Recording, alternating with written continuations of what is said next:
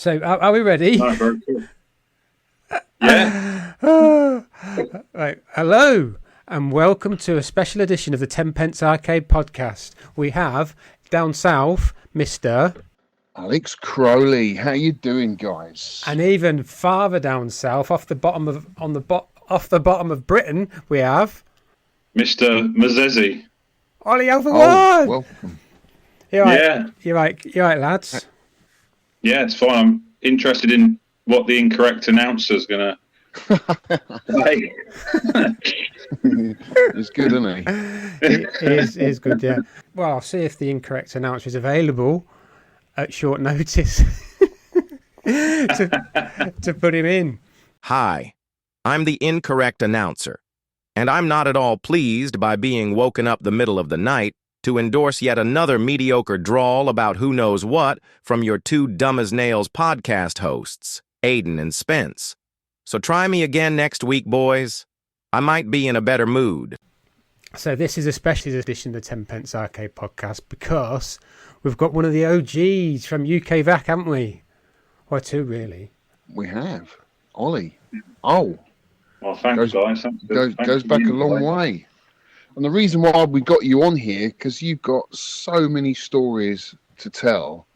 But what we want to concentrate... Yeah. Well, I think you've got a lot of stories to tell because you got into this hobby quite early. So if you want to just tell the listeners who you are and what you're about and how you got into it, basically. Yeah, sure. So I was always hugely interested in playing games down the arcade. I mean, the arcade was, you guys know that, back in the 80s, the arcade is where we all went to play the best games, see the best graphics, get the best experience. It was an experience in itself. It was someone to go out, get fish and chips, go down the arcade, see your mates. And I'd bunk off school and I'd go down the arcade. And I had a real affliction, really fond memories. And I'm on the south coast, so, you know, Clarence Pier, South Parade Pier, all of the piers really on the south coast, all the best games. We had a lot of the old games for the longest time as well. So I guess further inland, you guys kind of lost some of your games, but you know, there was still like Buggy Boy and Environmental Distantron when, you know, in the 90s, I remember a Buggy Boy still in an arcade down south until 1999, which is unheard of, really, isn't it? Well, it was obviously still making money, right? But you're a bit younger than me, so I'm interested what sort of year this is and what age you were when your first experiences in the arcade.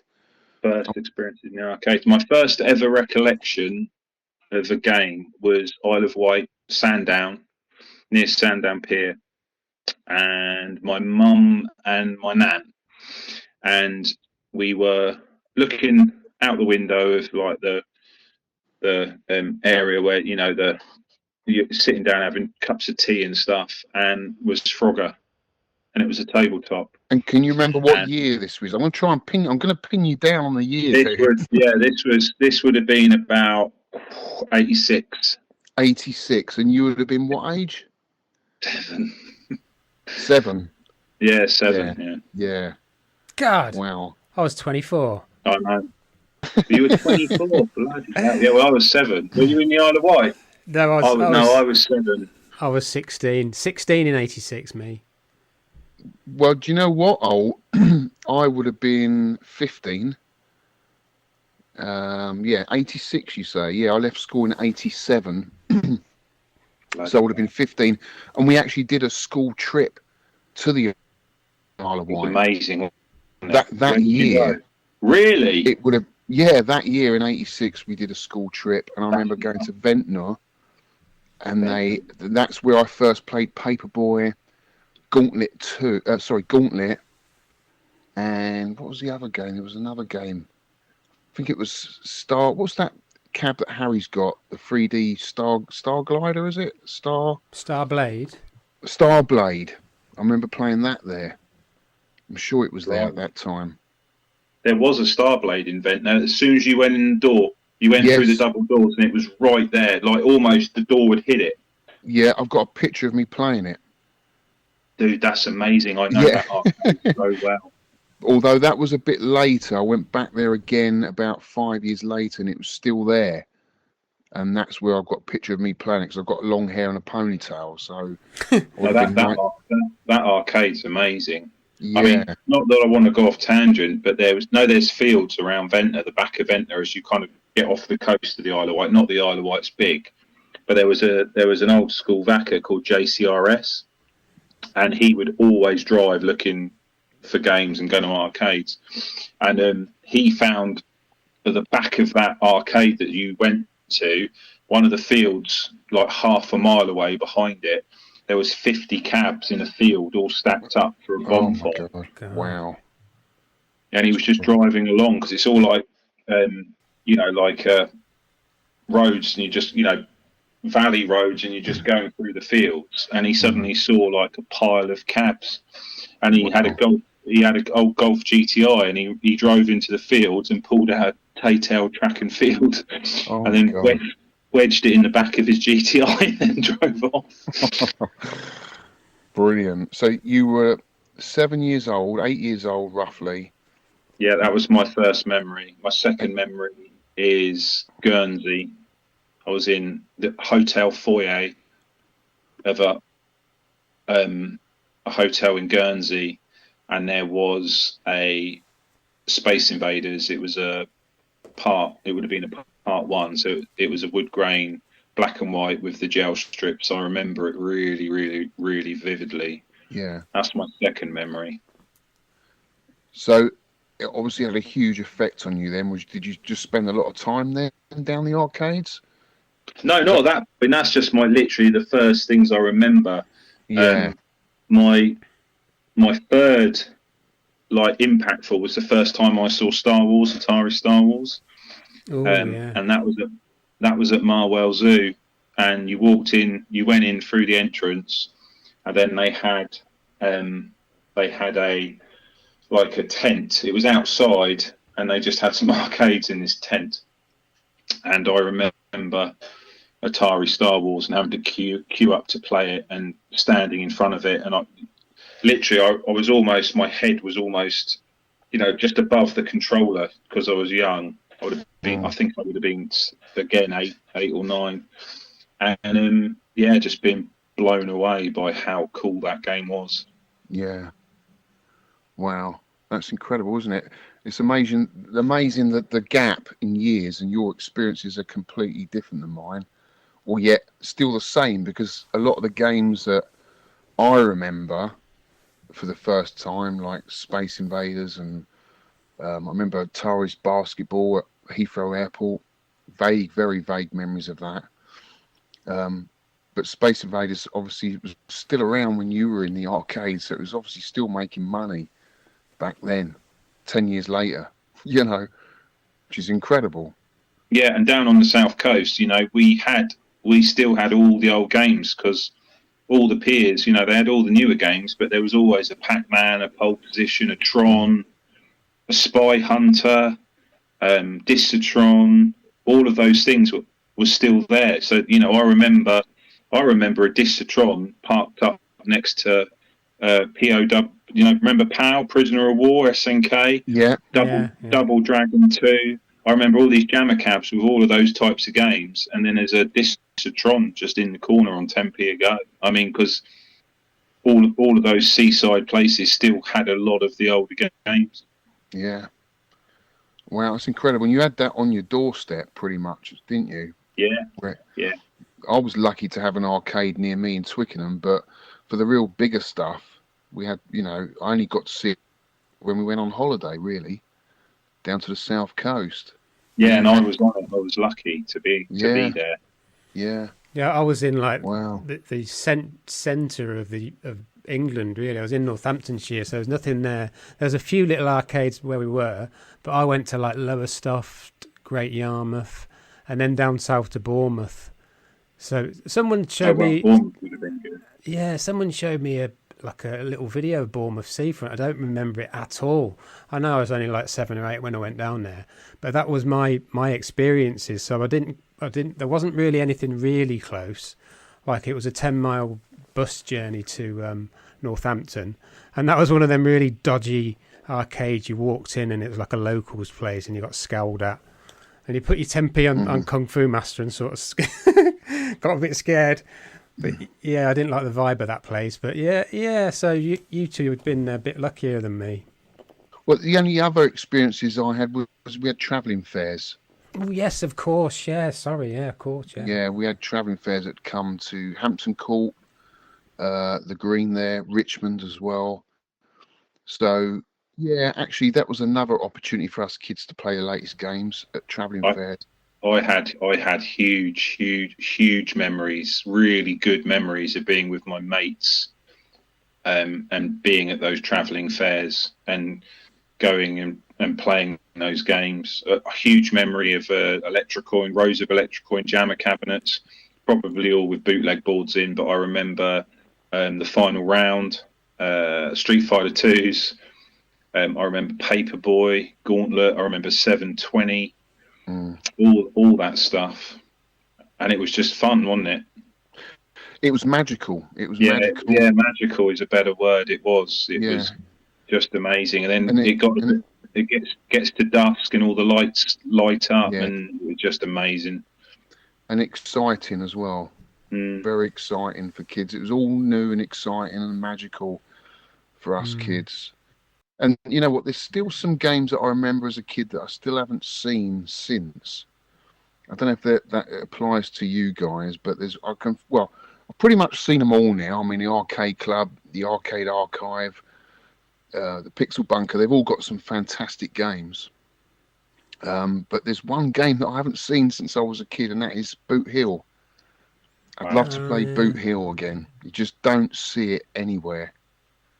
I've seen it in a personal collection, but I've never seen one in a museum or obviously back in the day. Yeah, I'd love to play that again. So that was Space Invaders Hardware, isn't it? And it sort of continues on really from Sheriff, doesn't it? It's the kind of sequel to that game, I think, isn't it? Yeah, got Cowboys in it. Then. Yeah, it's Sideways, yeah. Yeah. There's a bit of a history there, isn't there? Because obviously Sega did Gunfight, didn't they? That electromechanical game you're helping restore at the archive. Yeah. And then Taito Western Gun. Yeah, then Taito released Western Gun, and then Midway had a licensing agreement, and that came out as Gunfight, didn't it? Yeah. And then Taito then released Gunman, which then got released as Boot Hill. But that's the only bit I'm not familiar with. I know Gunfight was basically a license of Western Gun, but I don't know if they then went ahead and did Boot Hill, a bit like, you know, Midway did Miss Pac-Man without asking Namco, and then Taito then made their own version of it. I don't know which one first. Yeah. Wow. So where did your collection start then, Ol? What age was you when you first got your game, and how did you come about it? Yeah, so that is a great question. So, I was pretty much a teenager of the 90s. So the internet was a thing. We would be at college or university, and we had T1 connections, so we could download lots of stuff on. Do you remember those old zip disks? And MAME was a thing. I think when I first heard that you could play some of the old games, MAME supported about 16 or 20 games. And also, MAME wasn't the all-encompassing emulator that it now is. There was tons of other emulators. There was Sparkade, there was Rage, there was Rain. You know, Rage would be really into its IRM games. Rain would do a lot of Taito stuff like New Zealand Story and Rainbow Islands and stuff. And I remember everyone, there was all these. Yeah, do you remember in Sparkade? You know, Dave Spicer, who's actually a forum member. You know, that's what I used to play Nemesis and Salamander. And then the retro emulator stuff started really exploding. So, new games were being added. I was logging onto a lot of websites. One of them was called davesclassics.com. It hasn't existed for years, but the domain forwards to some sort of retro collecting site now. And I'd be reading on all these people's progress, trying to get all these games that I used to play working. And then me and my friends at uni would be, downloading games, going in the library, going in the IT rooms, logging on, grabbing the newest build of an emulator, grabbing some ROMs, and either copying them to floppy disk, because I clearly remember being in the library at my uni and I downloaded Double Dragon. And I know you hate Double Dragon, Alex, but I downloaded Double Dragon. Someone else that hates Double Dragon. I'm not so keen myself, really. Yeah, no, I downloaded it on a floppy disk and I took it back to my digs and got it working. And back in those days, you had to play around with config files and resolutions and scan line settings and all sorts of stuff. It wasn't so simple. It's not like a click and run process. And then I would join chat rooms. So there was loads of IRC type chat rooms, and I joined one. My handle was Wildcard64, and that was because of the SNES and the Nintendo 64 Wildcard, the game copying thing. Yeah. And I just got one for the Nintendo 64, so that's why I was Wildcard64. And it was mostly Americans. And I was talking to these American collectors, and they were going, "Oh, what game are you looking forward to next, or what sort of games you're interested in?" And I'd mentioned, I downloaded Double Dragon, and I downloaded other games that I used to play, and games that are super important to me as the ones that made a big impact of me from a Jammer perspective, or the Jammer era. Black Tiger. I love Black Tiger. I love that, yeah. I wouldn't CC'd it. Amazing, yeah. So I vividly remember watching people 1cc it back in the day. In fact, one of my best mates could 1cc it, and you were a god in the arcade doing that. Armed Formation F, Vulcan Venture, Legendary Wings. Wow. All those sorts of games. And then another one that I used to play was Rabbit Punch. I don't know if you're familiar with that. It's by Video System 1. It's a great game. Rabbit Punch. The Japanese version's called Rabio Lepus. It's a great game. It's a really cool. You're two rabbits with boxing gloves, but it's a space shooter. It's a bit odd, but it's good. It's good. Sounds odd.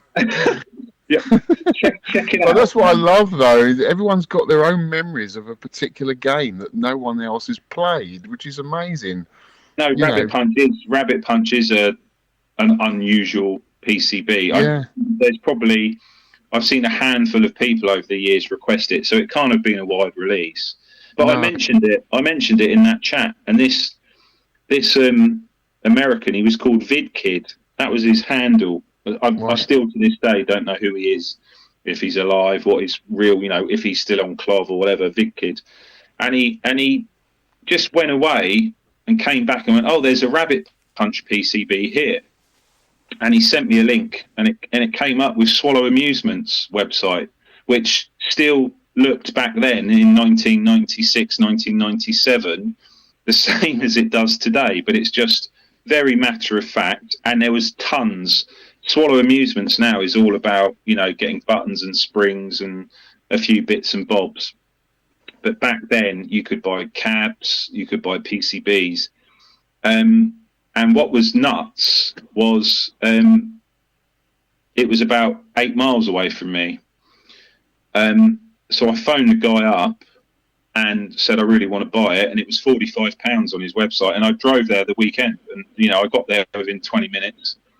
When I looked around at all of his stuff, he had like shelves of boards all up with all the tags saying what they are. He put it on a test rig, showed me it working. I gave him 45 quid, and off I went. And I didn't have any machines, but I now had a Rabbit Punch.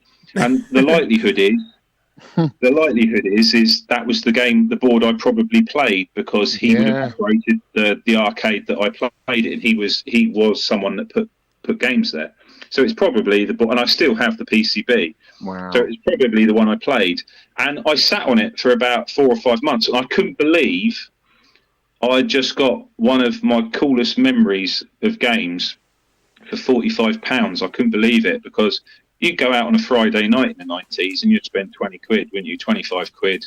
Yeah. I remember, you fill up your car and go out with 65p a litre. And to be honest, 45 quid for a game, it just blew my mind, and it just made me think, I could start getting more, and then I just started hunting around for boards, Final Fight, Vulcan Venture, Black Tiger, all of these games I used to play, and then it started sparking loads of interest, and then I would look and find other games that Capcom had made, or Taito or Konami had made, look them up in emulators, if obviously it was emulated at that time, and then I'd go and try and get a board. And then I was approaching end of 17, approaching 18, and then I thought, well, I need to get some machines. So I just picked up the Yellow Pages. And good old Yellow Pages. The good old Yellow Pages. And free ads. Free ads was a thing back then. Free ads used to have an arcade section. I don't know if you guys ever looked, but there was Have you got a book by J.R. Hartman? Fly fishing. Yeah. Yeah, so I was in the Yellow Pages, and I was telephone book, and I was also free ads. I'd buy the free ads every week. There was the Saturday one, and then there was the week one, and I was buying both. Wow. And I eventually, my first arcade purchase was Bognor Pier. So I did send you a picture of what Bognor Pier looked like, and it was this magnificent Victorian pier, and right at the back was this hut. So obviously it functioned as something once upon a time, but it was just closed up and on the end of the pier. So you had the main huge pier, and then you can go past the pier, and then you could carry on walking on the boardwalk and go further out into the sea. That's what you had to do. And then there was this other building that was just closed up. I got speaking to the guy. The guy's name was John. And in fact, I saw him last year. He still runs it. It's still a family-owned pier. And he said he had arcade machines for sale, and took me out the back, took me into that building, and my mind was completely blown. It was like my first ever Indiana Jones moment. Yeah. He unlocked it. We went in there, and I remember a hole right at the back where daylight was coming through, and then I heard all these pigeon noises, like the birds flying away because they'd been interrupted. We needed a torch because there was no power, but he had one. And he just lifted the torch up, looked around this huge room. It must have been about 1,000 square feet, maybe more. And there must have been 60 or 70 games in their machines. Wow. where they didn't work anymore, or they weren't making money, and they just wheeled them out the arcade, wheeled them down to the end of the pier, and put them in this building. Yeah, it's mad. And they didn't even have a floor. So it was still the boardwalk. So you could could look down, and there was like an inch gap, and you could see the sea. Oh God. That's incredible. And so as soon as I went in there was a Super Sprint, there was a Shinobi in a black painted Defender cabinet. There was an Operation Wolf, one of the big electrical ones. There was about 40. Are you saying the Defender cab wasn't making any more money, and they converted it to a Shinobi? It was a Shinobi, yeah. And there was an Outrun Upright. There was some Supreme Jammer cabs. I still remember that had Raiden in it. There was just tons and tons. There was probably 15 dedicated cabs, and then 40 or 50 Jammer cabs. Yeah. And the guy just went 25 quid each. God. Wow. That's mad, isn't it? And what year was that? What year was that again, Ol? So I was 17, approaching 18, so that would have been 1997, summer of 1997. So not that far off the kind of height then, really.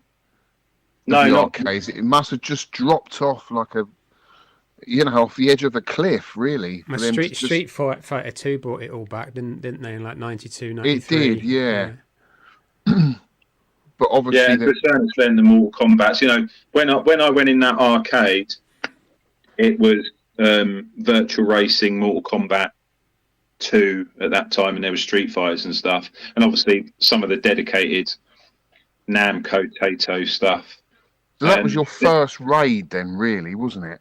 Yeah, but I didn't really understand what you were actually doing, what you were undertaking, What am I doing? and where it was going to take you, yeah. Or where it was going to go.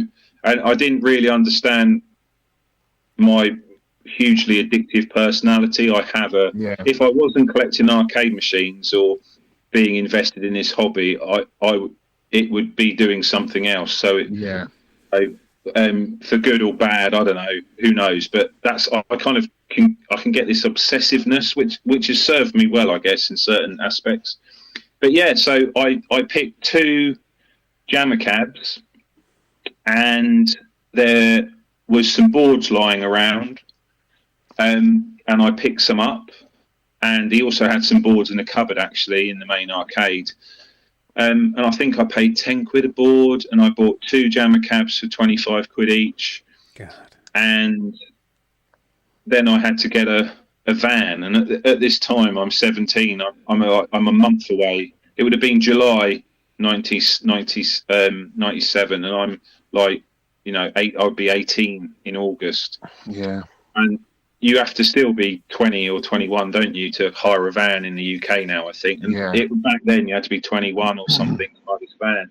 So I drove home, went, Mum, can we hire a van? I need you to drive. And she's like, what's going on? And I kind of said, I found some stuff, it's cheap. And luckily she agreed. So the first old trip with my mum, she had to drive a van, drive it down this pier, back it up to this building that had a hole in the roof at the back and loads of pigeons living in it. And then we pulled these 2 jammer cabs out, and I collected the boards as well. And all of the games were covered in bird crap. I mean, it was insane. Oh, it was crazy. It was nuts. So I picked the 2 that I thought would clean up well, and actually they did. Drove them home, gave my brother, who would have been about 8 at the time, and his best mate, I think I gave him a £5, and the machines are outside in the garden in the sun, and they spent an hour cleaning them all up for the most part. Yeah. And did they work? Yes, both of them worked. Which is nuts, because I had no idea what I was doing. No. So I didn't check fuses. I didn't see if the anode cap was damp or if there was anything that could possibly be shorting anything out. All I did was go, do they smell damp? No. Are they clean? Looks like it. I'm going to power them on. Well, that sounds so much more exciting than my first experience buying a cabinet, because I just bought mine on a drunken whim on eBay and ended up winning the Space Invaders Part 2. And I just realised I didn't have space for it.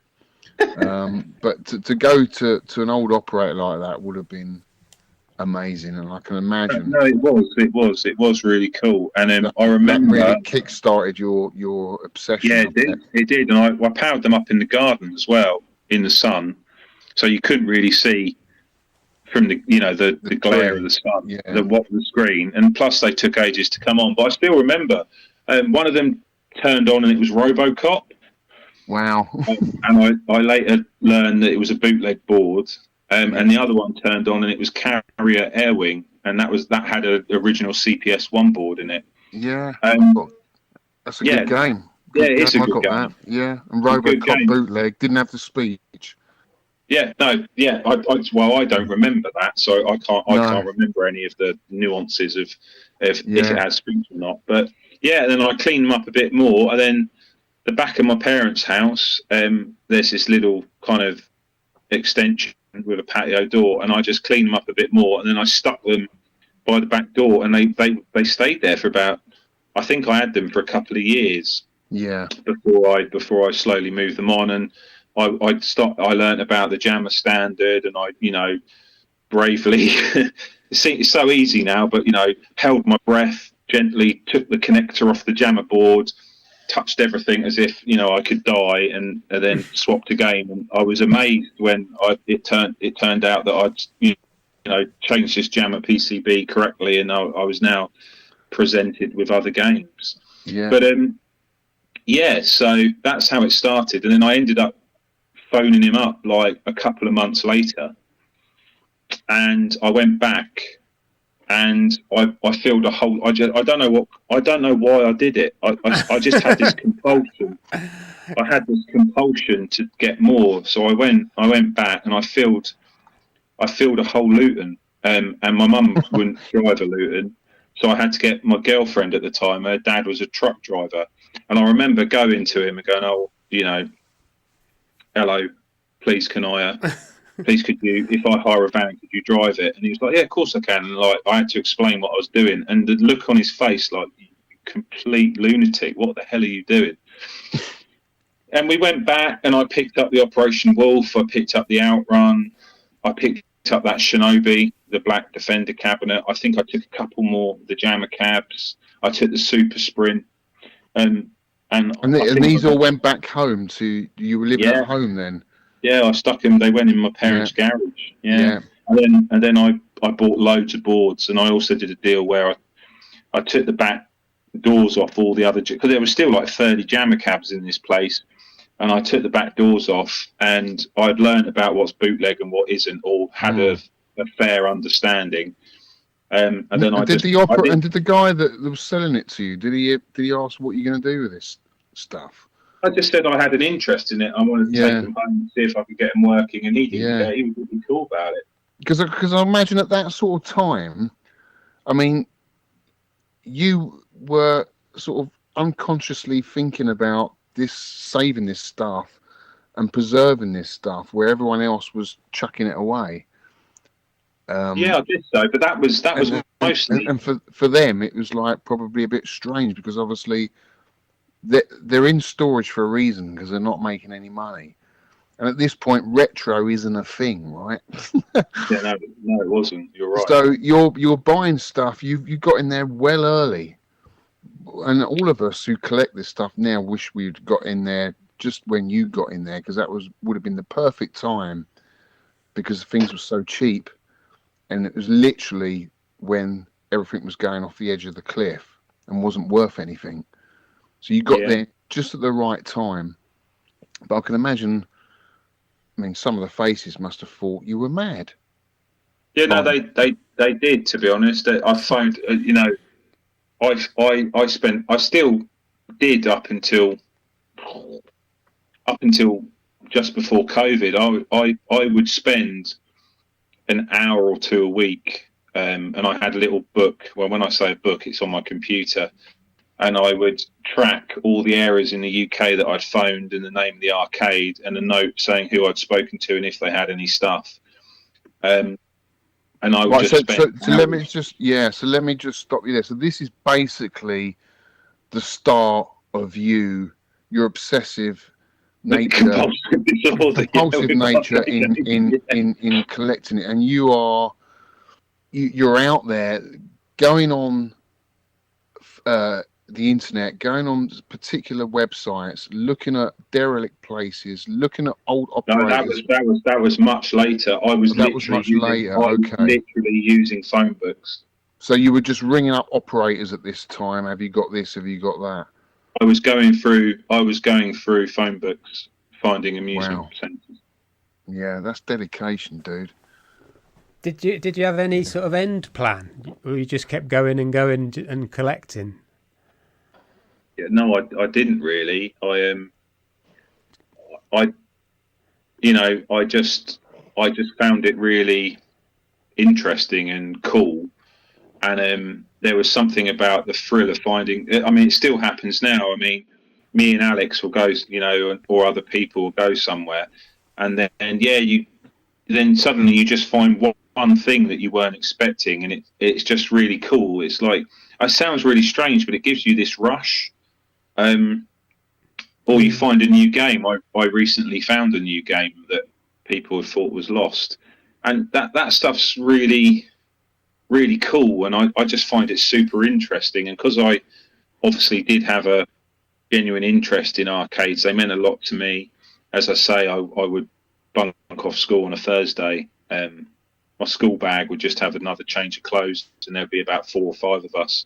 We'd do morning registration and run out of one of the games. This is the thing that I love about it, and that this is one of the things that got me hooked. Was a lot of the games I remember the name, but I'd never played in the arcade. So a lot of the games I played on as ports on the Spectrum or on the BBC Micro, but I never actually played the arcade game. Like Wizard of War, I never played that in the arcade, but I played Wizard Warriors on the Spectrum, and I loved that game on the Spectrum. You know, to get into this hobby and then find the actual cabinet and get it, the actual real deal, the original thing, is such a buzz. And you know, the raids that I've been on with you, where we've just found games that we've got zero nostalgia for, but it's a game that no one's ever heard of, or it's a game that's never been released, or a game that's just half developed. Do you know what I mean? There's just so many different. It's such a wild west out there. This whole arcade business back in the day, it wasn't it? Because there was so many people developing different games, bootlegs. Yeah. There's just so many games to discover that it is like archaeology, isn't it, in a way? No, it is. You're right. And we met so many new friends along the way. And obviously that's some of you guys that are collectors and enthusiasts.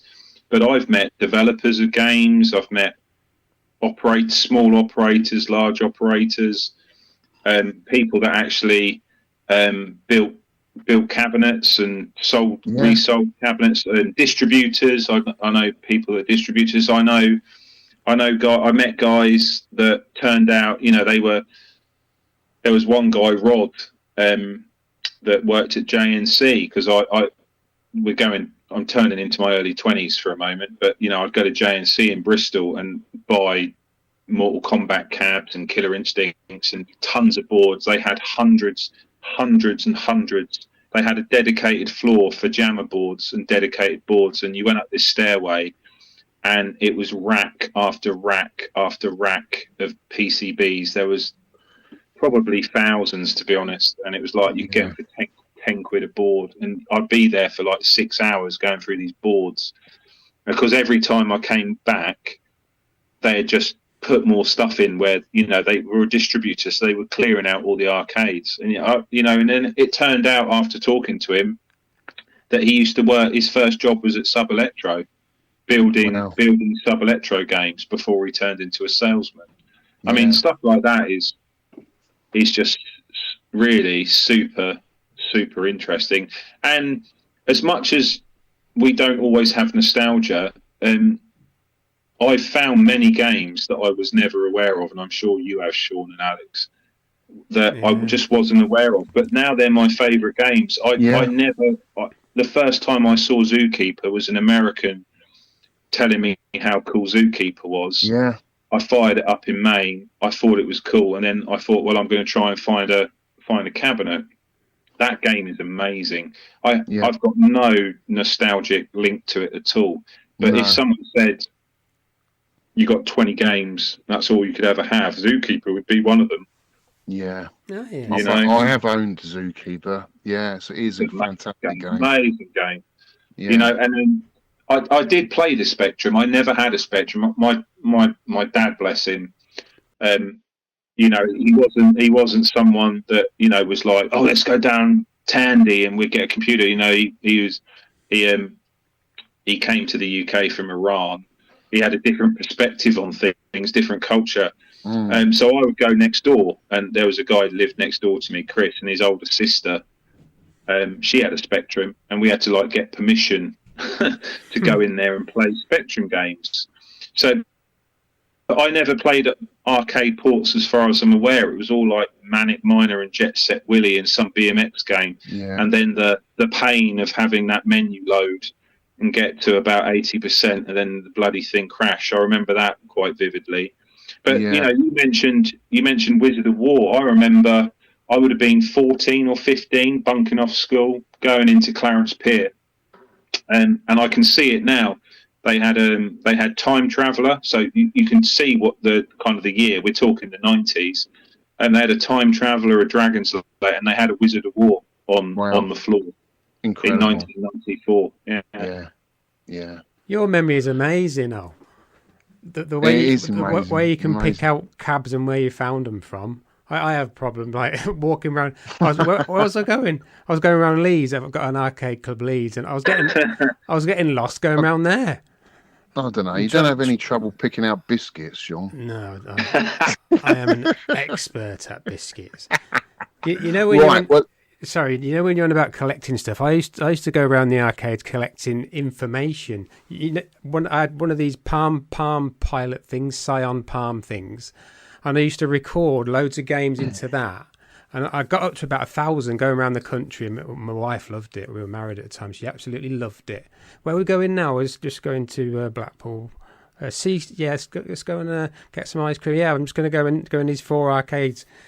And I was collecting information. Like I love spreadsheets. So I had all this stuff in my little Palm Pilot thing, whatever you call it. And eventually, I got online when I got rid of my PS1 and then got a PC. Got online and I found someone else had done like a list of 2,000 games. I can't remember what it was. And I thought, oh well, I did well, but I'm not going to compete with that. But yeah, I still am obsessed with the history of the games rather than the actual physicality of them, if you see what I mean. Well, for me, it's everything. The hobby is. I mean, I've done lots of hobbies. I used to love motorcycling. I used to love karate. I love my music. I still love my music. But arcade games or gaming, retro gaming, it's got so much to offer. Yeah. From the artwork. If you love art, then you've got all this cool artwork.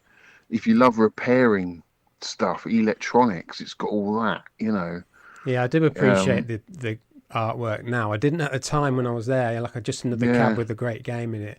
But now you can like a walk up to like a Crystal Castles or a food really fight. Appreciate it. Yeah, and just you can see the lengths they went to. Yeah. The lengths they went to entice the kids to put some money in was incredible back then. Yeah. But I've got to talk about a raid that you did, called the Duke of Lancaster. Which actually made headline news, isn't it? I think it was in the papers. This raid. Yeah. A bit before my time. Years after it happened, though. That was all thanks to Tony Temple, I think. Really. Right. And okay. His arcade blogger. But so, what year was this, and how did it come about? So, much to the annoyance of my partner, it was about 3 weeks before she was due to give birth to our first child. Oh, dear. And I've been working on it for 2 years and it was quite stressful because I don't like to be beaten, and I was battered, beaten and bruised. And it turned out in the end there was 2 sides of the family, and I was possibly talking to the wrong person, and that all resolved itself. I won't get into the detail, but I eventually got hold of the right person. They said they were at the time looking to scrap the ship because it's worth about £1 million in steel. Right, so this ship is an old. Let's just get the listeners an idea of what it's an old steam line, isn't it? An old steam liner. Yeah, and it's got a really cool history. It's an old steam liner. There were 3 of them. The Duke of Lancaster was one of them, and then obviously it was turned into a car ferry going between Ireland and England before it was finally bought by John Rowley. Rowley. I wonder if Crowley and Rowley are linked. No. But, do you remember the Sunday trading laws? No, yeah. So it was a kind of, wasn't it? He'd moored it, or so he coast bought of White in the estuary. What estuary was it? Was it Mostyn? It's Mostyn Bay up in North Wales. North Wales. So I think it was tax reasons why he bought it and turned it into an offshore kind of what would you call it? Like It was called the fun. It was called the Fun Ship. The Fun Ship. Yeah, right. There's a flyer. There's a scan of the flyer. If you Google it, it's pretty cool. And there's actually a black and white video of the ship being beached on YouTube that's recently surfaced. Someone filmed it on old Cine. Do you remember the Cine that had like a bit of a flicker? There's a video of the ship being beached, coming into shore and being beached on YouTube. It's pretty incredible to see. But he did it. I remember Sundays being boring because everything was closed, and then it would open up for a couple of hours and it was closed again. And there was no such thing. Sunday trading laws didn't exist for ships at sea, but the actual legislation and law didn't specify where the ship had to be. So the ship could be in port and it could trade. And obviously he worked out that you could beach it, put a car park in front of it, and then open it up and have it as a restaurant, a shop front. And obviously it had a huge arcade of 168 machines-ish in total. Wow. And it was, it was super successful. And then obviously there was a huge long fight with the council, and it eventually got closed. It was obviously closed because of the Sunday trading laws, but the council were effectively attacking it due to emergency vehicle access, saying, we can't get to it in case there's an ambulance or a fire engine or something's needed. And so it lost its license. That's how they closed him down. Yeah. So then it lay dormant as if people just walked off it yesterday. And you, how did you get? How did you know about it? How did you get to hear about the ship? So, what it held? So I think I've never really spoken to Colin about this, but Colin Davies? Yes, Yeah, so he was in some sort of chat on IRC, I think, and he posted, look at this, and it was 28 days later, and obviously 28 days later is that urban exploration site, and obviously the name for it came from that Danny Boyle film.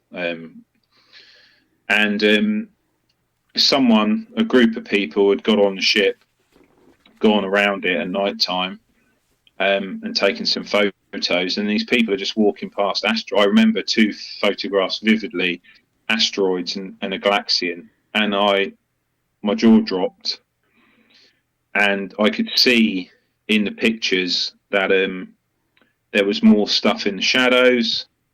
I then did my own investigation, and I found old pictures of the Duke of Lancaster. People had shared old Polaroid snaps, and I saw that it had a full arcade. In fact, there's some photos I have somewhere. There were games that weren't there when we finally got on it. They had things like real Bronze Age games, like they had Atari Destroyer and other stuff, which weren't there when we got there.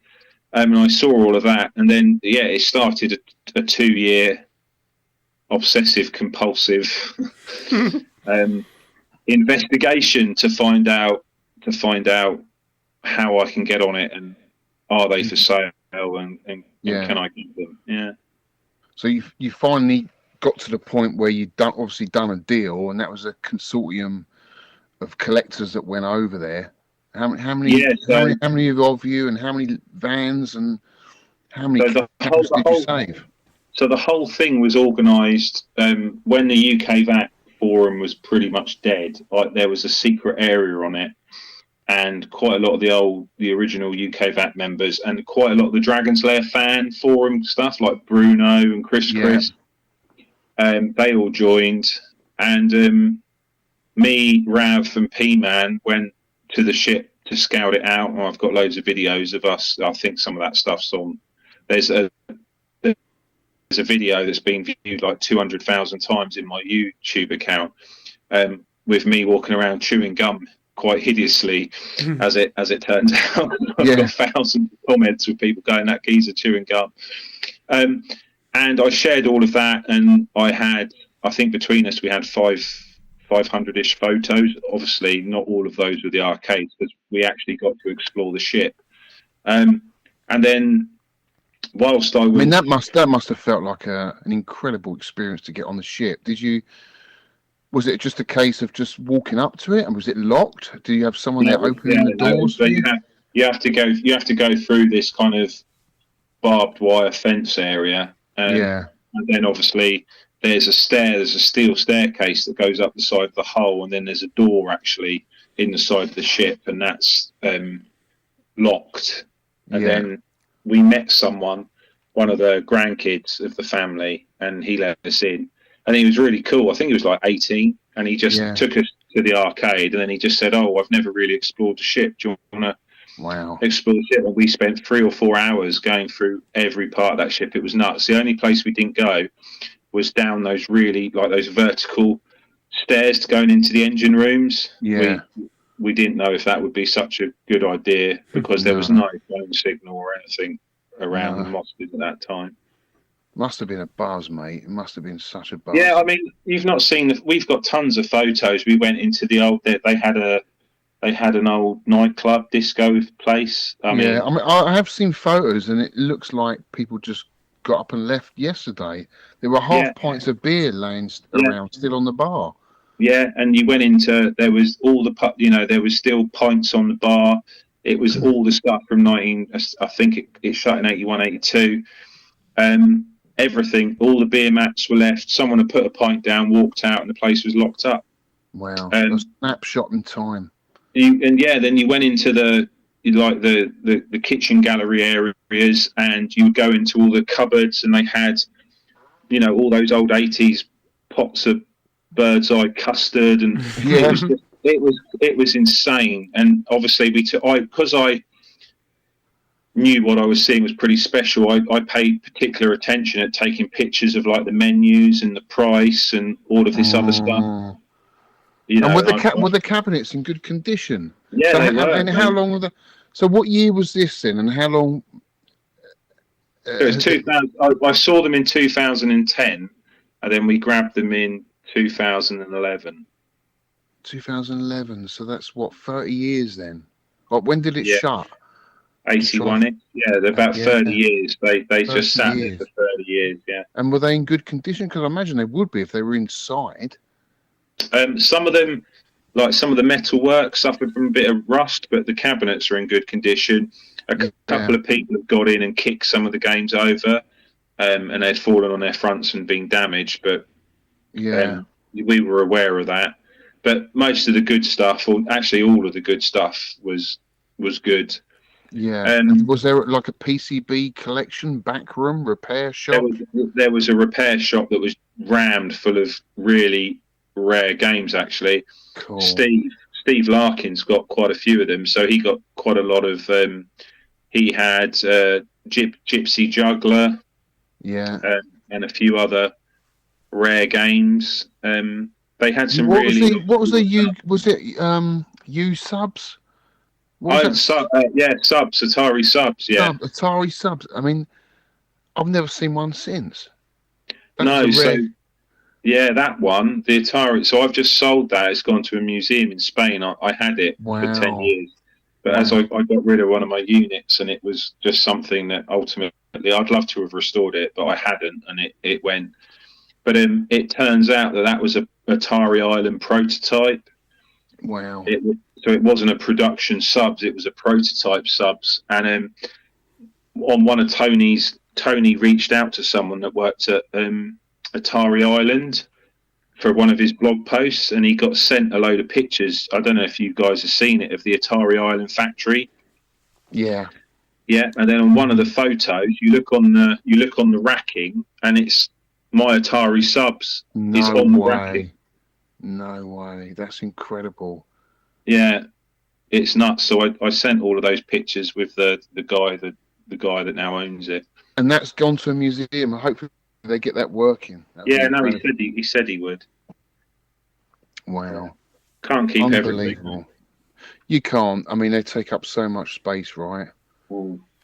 So Wow, that's an incredible story. So I don't know where in the timeline that raid was, but was That you? was 2011. So I was Sorry, 2011. So was that yeah. one of your first raids, second raids?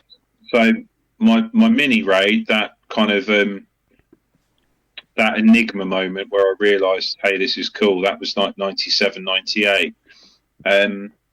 My next raid would have been about 2002, and that's when the internet was a bit more mature. And I found a guy that collected games in Germany. Tobias Jackman, his name was, and lost contact with him. The last time I spoke to him was about 6, 7, 8 years ago, and I pulled out my emails. Actually, it was about 8 years ago, and he had some. I can't remember what the company was, but he had famous parents, and they were designers, and they designed all the phone booths for West Germany. And they did all these like the bubble phone booth that would be on a wall, and you just walk up to it, and it was the phone was on the wall, and then there'd be this cool kind of canopy, space bubble canopy. Yeah. They did all that, and then he lived in this amazing apartment on the side of a warehouse, and this warehouse was huge. I mean, if I told you it was the size of an Asda or a Tesco, it was gigantic, and it was full of American cars and arcade machines. Wow. And he had about 400-500 games, and it turned out he had gone to school with some kids, and their dads were operators, and then they knew everyone, and then he would just say, oh, if there's any old games you don't want or you're selling, let me know. And he just, within about 4 years, he amassed this giant collection. So I flew out. I would have been 21, 22. In fact, you've seen the pictures. I sent you the photos. Yeah, I saw them. He made me sit on all these machines on this lorry as he took these. And they were old school photos. That's pre-digital photo. All of that stuff had to be developed. And it was. I don't need 500 or whatever machines. So go walk around and pick what you want. And I knew about stuff by then, and that was probably the most insane place I've ever been. I mean, he had a room full of defenders. Yeah. God. They were just next to each other. I don't know if you saw the pics or not I shared a couple of days ago. But he had a room full of defenders that there was like, just in a row, there was 13 defenders. There must have been 20 defenders in this room. Only a couple of them were actually converted. Nearly all of them were still defenders. And I think I got about 9 or 10 of them. You've got a row of gauntlets there as well. Yeah, Dragon Slayers and Space Aces. They had like 5 Space Aces and 4 or 5 Dragon Slayers. Multiple gauntlets, multiple dig dugs and gorfs. Darius. Robotron, the Darius. I had that Darius. I took that. As a story there, I couldn't keep it because it was huge, and I put it on eBay, and it went for £199. Oh my god! Yeah, I know. I see there's a nice battle shark there as well. Yeah, there was a couple of battle sharks. Discotrons, baby Pac-Mans, about 5 or 6 Tekken. And tell me, where did all these games go then? Did they all go back? Well, the ones you brought, did they all go back to your mum's place? Yeah, so. Obviously, because I've been to every location of yours over the years. We've done the game room tour of your place, so I've seen your containers, I've seen your parents' place, met your mum and your lovely dad, and your arcade there at your parents'. I can imagine that was fully operational at one point, but now when I was 18, 19. Yeah, it is now rammed with cabs still. Are they all from your early raids? Yeah, they're all from my early raids, really. Yeah. So quite a lot of that stuff's from this Hamburg warehouse. Yeah. I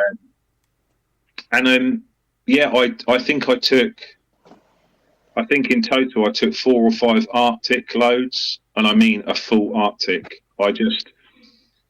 I don't know why. I didn't. Your mouth I full. didn't. I didn't. And I don't know why, but it didn't bother me. So, like, I flew over. I stayed there. Stayed in a hotel. And he was like, "Oh, do you want anything?" And I just went, "Yeah, well, actually, I kind of feel like I want all of it." And I bought an Arctic load. In fact, if you look at those pictures, Oh yeah, I'm looking at them now. Yeah. Incredible.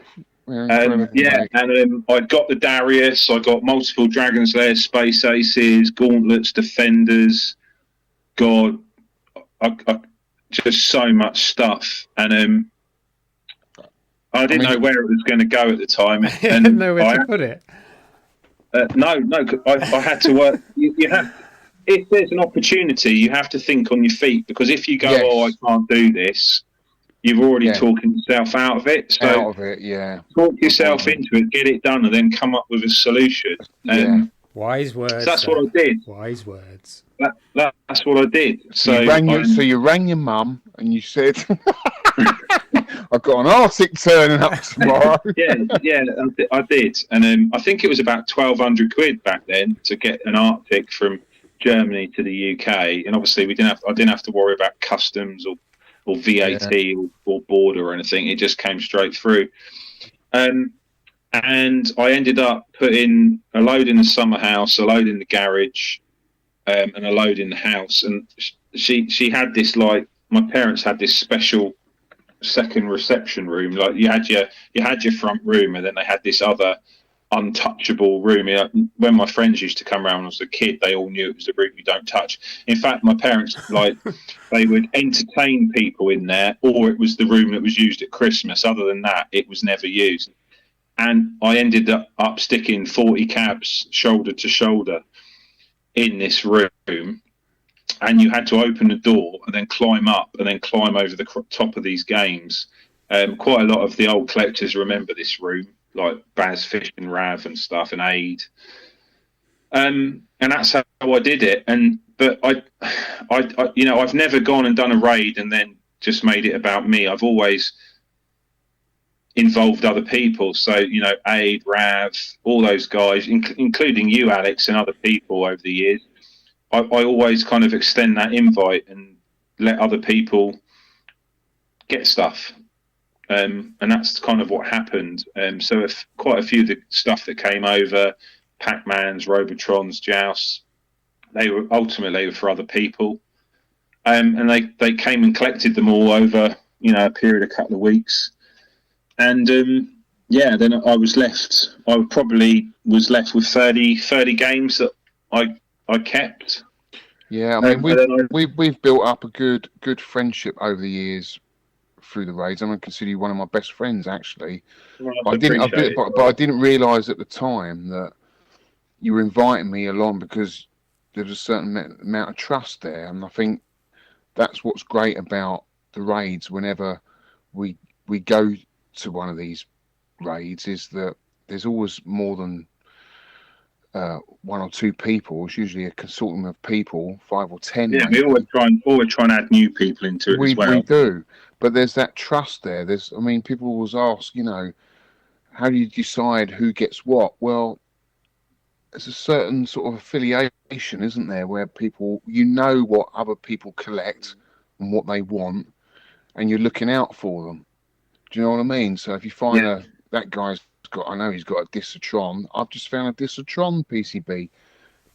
Oh, do you want that? Yeah, exactly. And that's how it goes, and it gets shared out equally among us because we trust each other and we're good friends, and that's how it's always been. If someone kind of steps out of line, they don't normally get invited to the next raid, do they?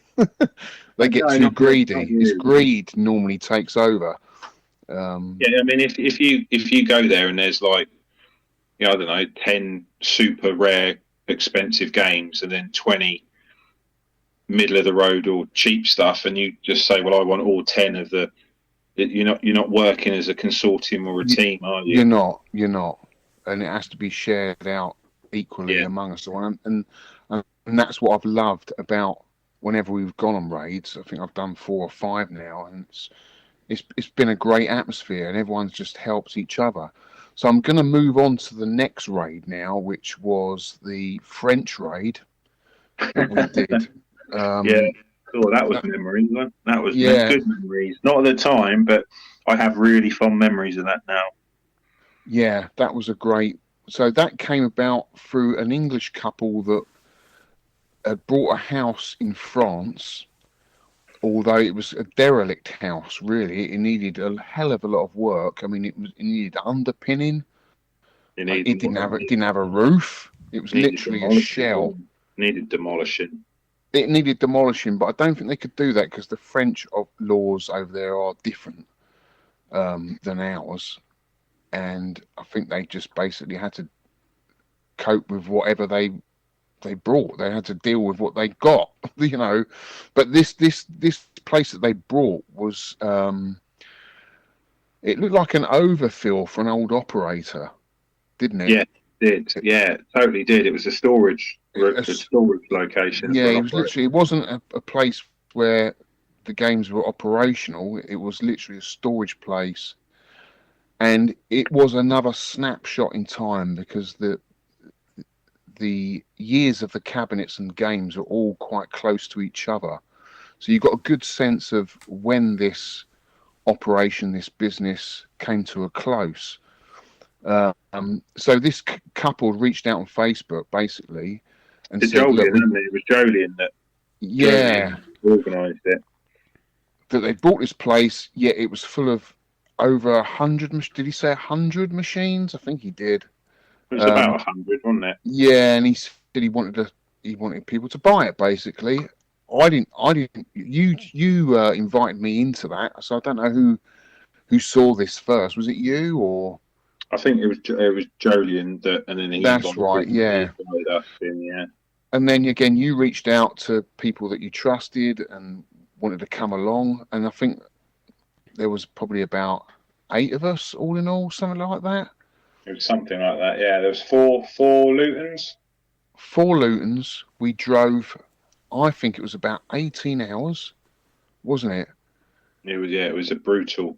We got digs. We got digs more than halfway. I would say about 3/4 of the way down, in a horrible place. An F1 hotel. It was horrible. I mean, I had a bunk bed with Dave, and it was the most creaky bunk bed I've ever been in. It was like a kid's bunk bed. Do you know what I mean? It was. Ours was the same, and I slept. I got in it for an hour. I remember. I finally put the duvet over me, and then I had to set my alarm for an hour. It was that was it. We had an hour's kip, and we paid for a whole night in this place. I know.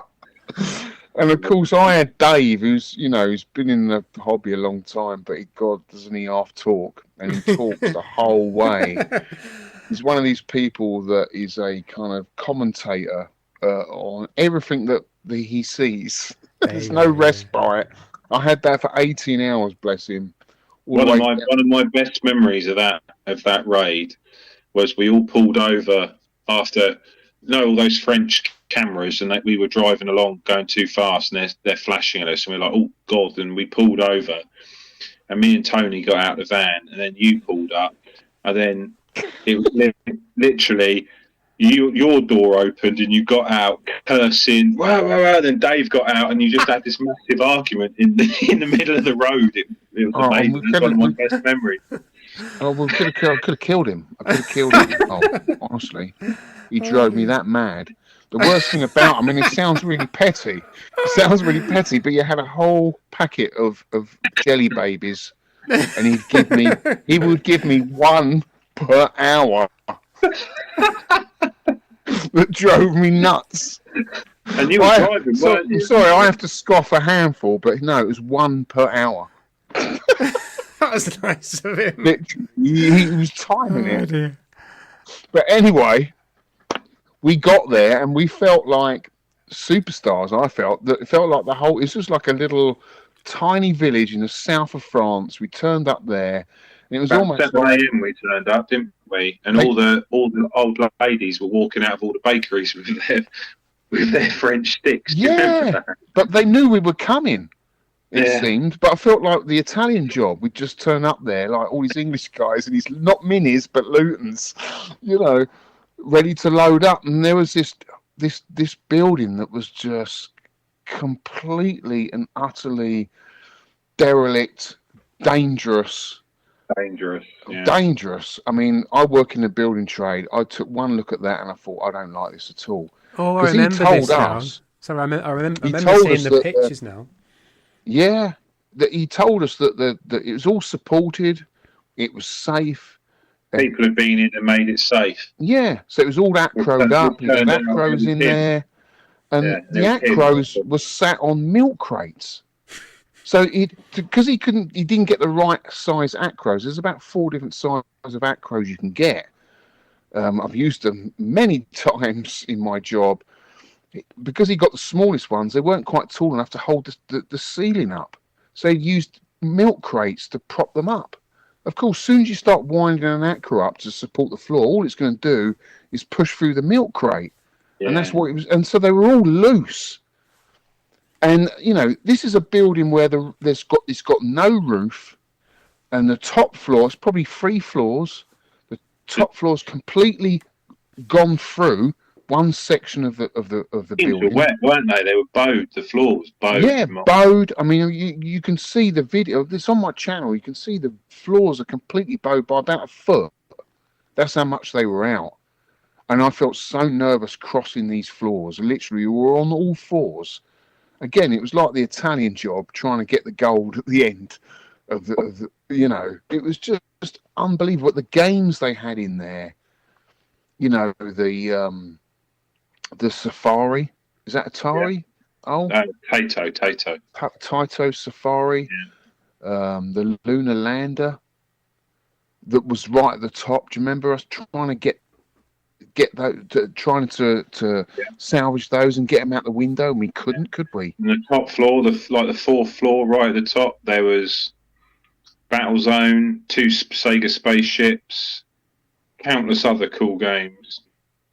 There's a really, I think the most iconic photo, there's quite a few actually, but one of the most iconic photos from that is someone took a picture of people wheeling, sack trucking a Battlezone across a broken floor, and the floor's like broken and the floor's bowed, and they're trying to get this Battlezone across it, and the person's taking the picture from below, from the ground floor. Yeah.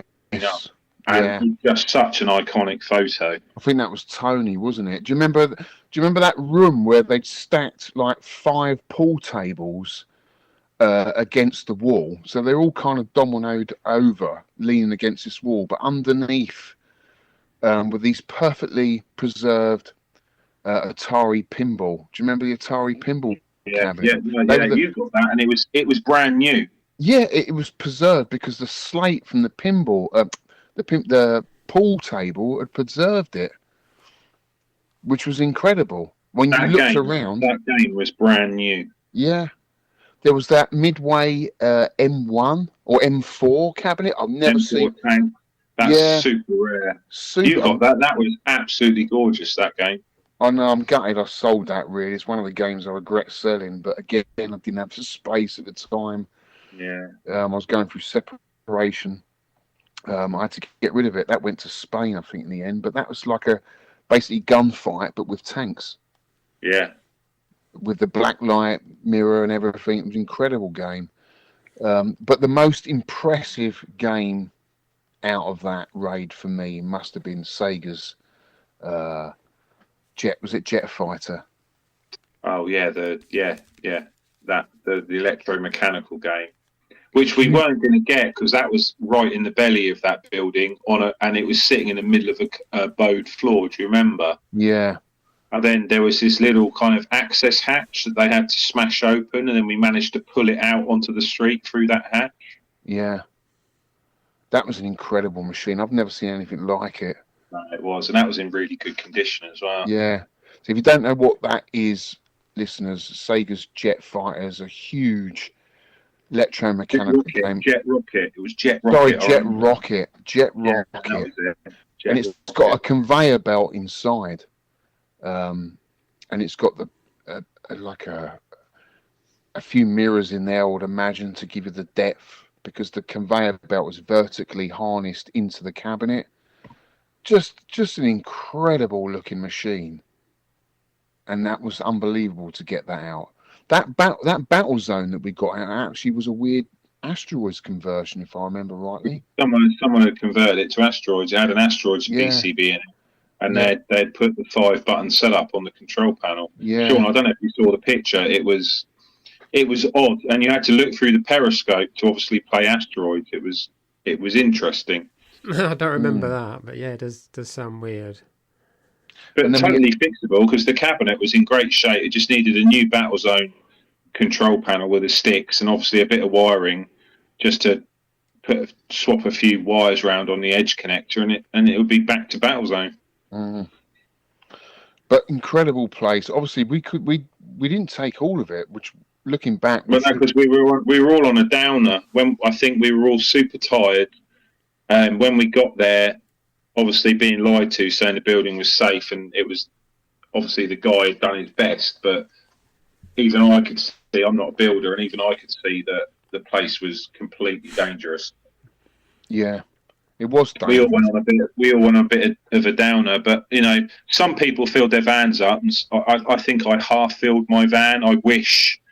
I mean, I remember that gunfight, and I know you would love a gunfight. That gunfight was missing the PCB. It was right by the door. There were two. It was 30 quid, and you just were on a downer. I think you weren't thinking straight, because we hadn't slept for a day, and you just didn't take it. And I think we were rushed against. We were worried about losing or getting back to the ferry, weren't we? Because we obviously had a time booked for that. We should have allowed ourselves at least 2 or 3 days to do that. 3 days. Yeah, we probably should have, to be honest. But yeah, and an amazing raid with good people, good memories. The memories were amazing. Had a lot of fun. Yeah, absolutely unbelievable. And of course, these raids, they don't come up very often, and more often than not now, it's usually because of the sad consequences of life, people passing away. Yeah, collectors, all operators, collectors passing away. And Peter Davis was the next one we did. We didn't like to call it a raid because it just wasn't appropriate. No, it was helping the family, wasn't it? That yeah. But where does that where does that term come from, raid? It's a bit... Yeah, so obviously I use it, and quite a lot of the old, if you want to call the original UKVAC stuff, like RAV and all that, those guys, they use the terminology as well. So if you, because I'm showing my age, but if you went back in the 90s and opened up Netscape Navigator or the AOL browser and dialed up to the internet using your phone line to get on the internet, there would be GeoCities and MySpace and all those other kind of pre-Facebook social media sites. Yeah. And quite a lot of these American collectors, they had websites. I remember loads of places on GeoCities, and I remember some on MySpace. And they would have pictures. Oh, I found a warehouse in Tennessee. I found a warehouse in Pennsylvania. And there would be hundreds of games, because obviously real estate and space in America, real estate's cheap, and there's lots of space. And there'd be these huge buildings full of hundreds of games. And all those guys called them raids. And I have no idea where that terminology came from. But we just all picked it up and we called it a raid as well. And that's where it came from. Oh, that's interesting. Sounds cool anyway. Yeah, and it was an operator raid. I think it's because, going back to that excitement and that, I'm getting something from my childhood, it's almost, having an arcade machine that you would have looked at back in the day as an 8-year-old. I don't know if you ever stood in front of an arcade game and said, I'll own you one day. I did that. Did you guys ever do that? No, don't remember doing that. That's something I remember. Yeah. And you're gonna hate me for this, but it was Leon Solon, and I was stood in front of Mortal Kombat 2, and I was blown away at how good Mortal Kombat 2 was, with all of the new fatalities, babalities, friendships, the pit 2, and I just stood in front of it, and I went, I'm going to own you one day. And that was probably a seed that went into my mind that maybe made me think about collecting arcade games. I mean, gaming's never gone away from me. It's always been there in the background. But I think when I left school in '87, I got into music and then went travelling and then lived in Sweden for 6 years and then came back. And then I think it was kind of start of when retro gamers started appearing on the shelves of newsagents. I picked that up. I remember buying the first issue of Retro Game and looking through, and it piqued my interest again. God, I remember that, and it just I just went down a massive rabbit hole of trying to remember all the old games that I used to play as a kid. But it took that time for me to be interested again, to remember the love that I had for all of these games. Because I kind of disappeared. The whole of the 90s, I wasn't really gaming that much. I was travelling, So the whole place, N64, Saturn era, Dreamcast, I totally missed all of that. I was travelling. I was gaming all the way through, like PS1, PS2. Mega Drive before that, and Commodore 64. Oh yeah, Mega Drive, but that's early 90s. SNES and Mega Drive I was massively into, but I'm talking about sort of 95 onwards. I wasn't gaming at all. Yeah. Oh God, I love the original PlayStation. What an amazing console. Yeah. And I had a Nintendo 64 as well, actually. And even though that wasn't as good as the PlayStation, it did have games that truly were a cut above the rest. Like Super Mario 64. I remember I was in the first year of uni, and I literally had to get all 120 stars on Super Mario 64. But you were travelling. Yeah, I mean, I was living in Sweden. I was doing my music thing. I was a DJ on the radio. I was in bands. I still had my Super Nintendo, and I was buying games for it. But I just missed the N64, Saturn, and Dreamcast era. And then when I came back to England, I saw Tomb Raider on the PS1 and got back into it again. That way. But going back to the raids, the Peter Davis collection was quite incredible, because I've never seen, until I saw your collection, a private collection so big as that. And Peter Davis was an old school VACer, wasn't he? He used to repair a lot of boards, but he sadly passed away, and there was quite a few of us that went up there. It was up to Inverness, wasn't it? It was I mean, I never met him, but I talked to him over the years, loads. Pre-UKVAC forum, it was a mailing list. It was a Yahoo group mailing list, if you guys remember mailing lists. So UKVAC was originally a mailing list, and you'd have to sign up to a mailing list, and everyone communicated using an email address going to the UKVAC Yahoo group. And that's how we all communicated before the forums were a thing. And we'd talk to Pete there, and then later on I would message him, because he was into Tato games. He was into Tatronic stuff, because he did actually operate as well.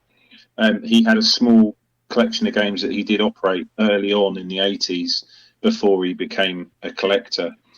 And I would speak to him, and it wasn't uncommon for him to disappear for months, and then like 8 months later you get a reply. And then with me, I was talking to him about a trade. I can't remember exactly what for. I think I was talking to him about looping, and he just never replied. And it was like 12 months, 13 months, and he still didn't reply. And then obviously Vic found out that he had sadly passed away, because he had found his son was selling some of the stuff on behalf of the family on eBay. And then it was Vic, wasn't it? Vic who it was. Yeah, stuff. Vic. Vic. It was. And then Vic put two and two together, reached out to me, and then we reached out to some other people, and then obviously spoke to the family to say, look, you've got the games. I think they were selling the PCBs on eBay, but what are you doing with the games? And then we came up with a consortium again to get the family the best price. Obviously, me and Vic went up there. Did a recce and saw the stuff, and we went through and we graded each machine. Some of them were in a back of a unit, and the unit was unfortunately leaking, so some stuff wasn't in great condition, other stuff was in good condition. And we graded everything, we stickered everything, we took 1,000 pictures of everything. I then went back and went to the collectors that knew him and added some new faces like yourself, and then went up there and got the best price really for the family in regards to saving the collection. And then we did a really cool thing, and obviously Olly at Arcade Art Strips helped, where we made a sticker that we put on the back of every machine, so they're forever known as being in the Peter Davis collection. Yeah, and we did actually document that a little bit, or I did on my channel, so I did do a video on that. So if anyone wants to see the Peter Davis collection as it was, which was quite sad, wasn't it? I remember walking into his workshop and it was like he just left there yesterday. Everything was just left out how he last used it, Yeah, he was a prolific kind of Universal collector. He loved the Universal games, didn't he? Yeah, he was banging to Universal stuff, and then had a bit of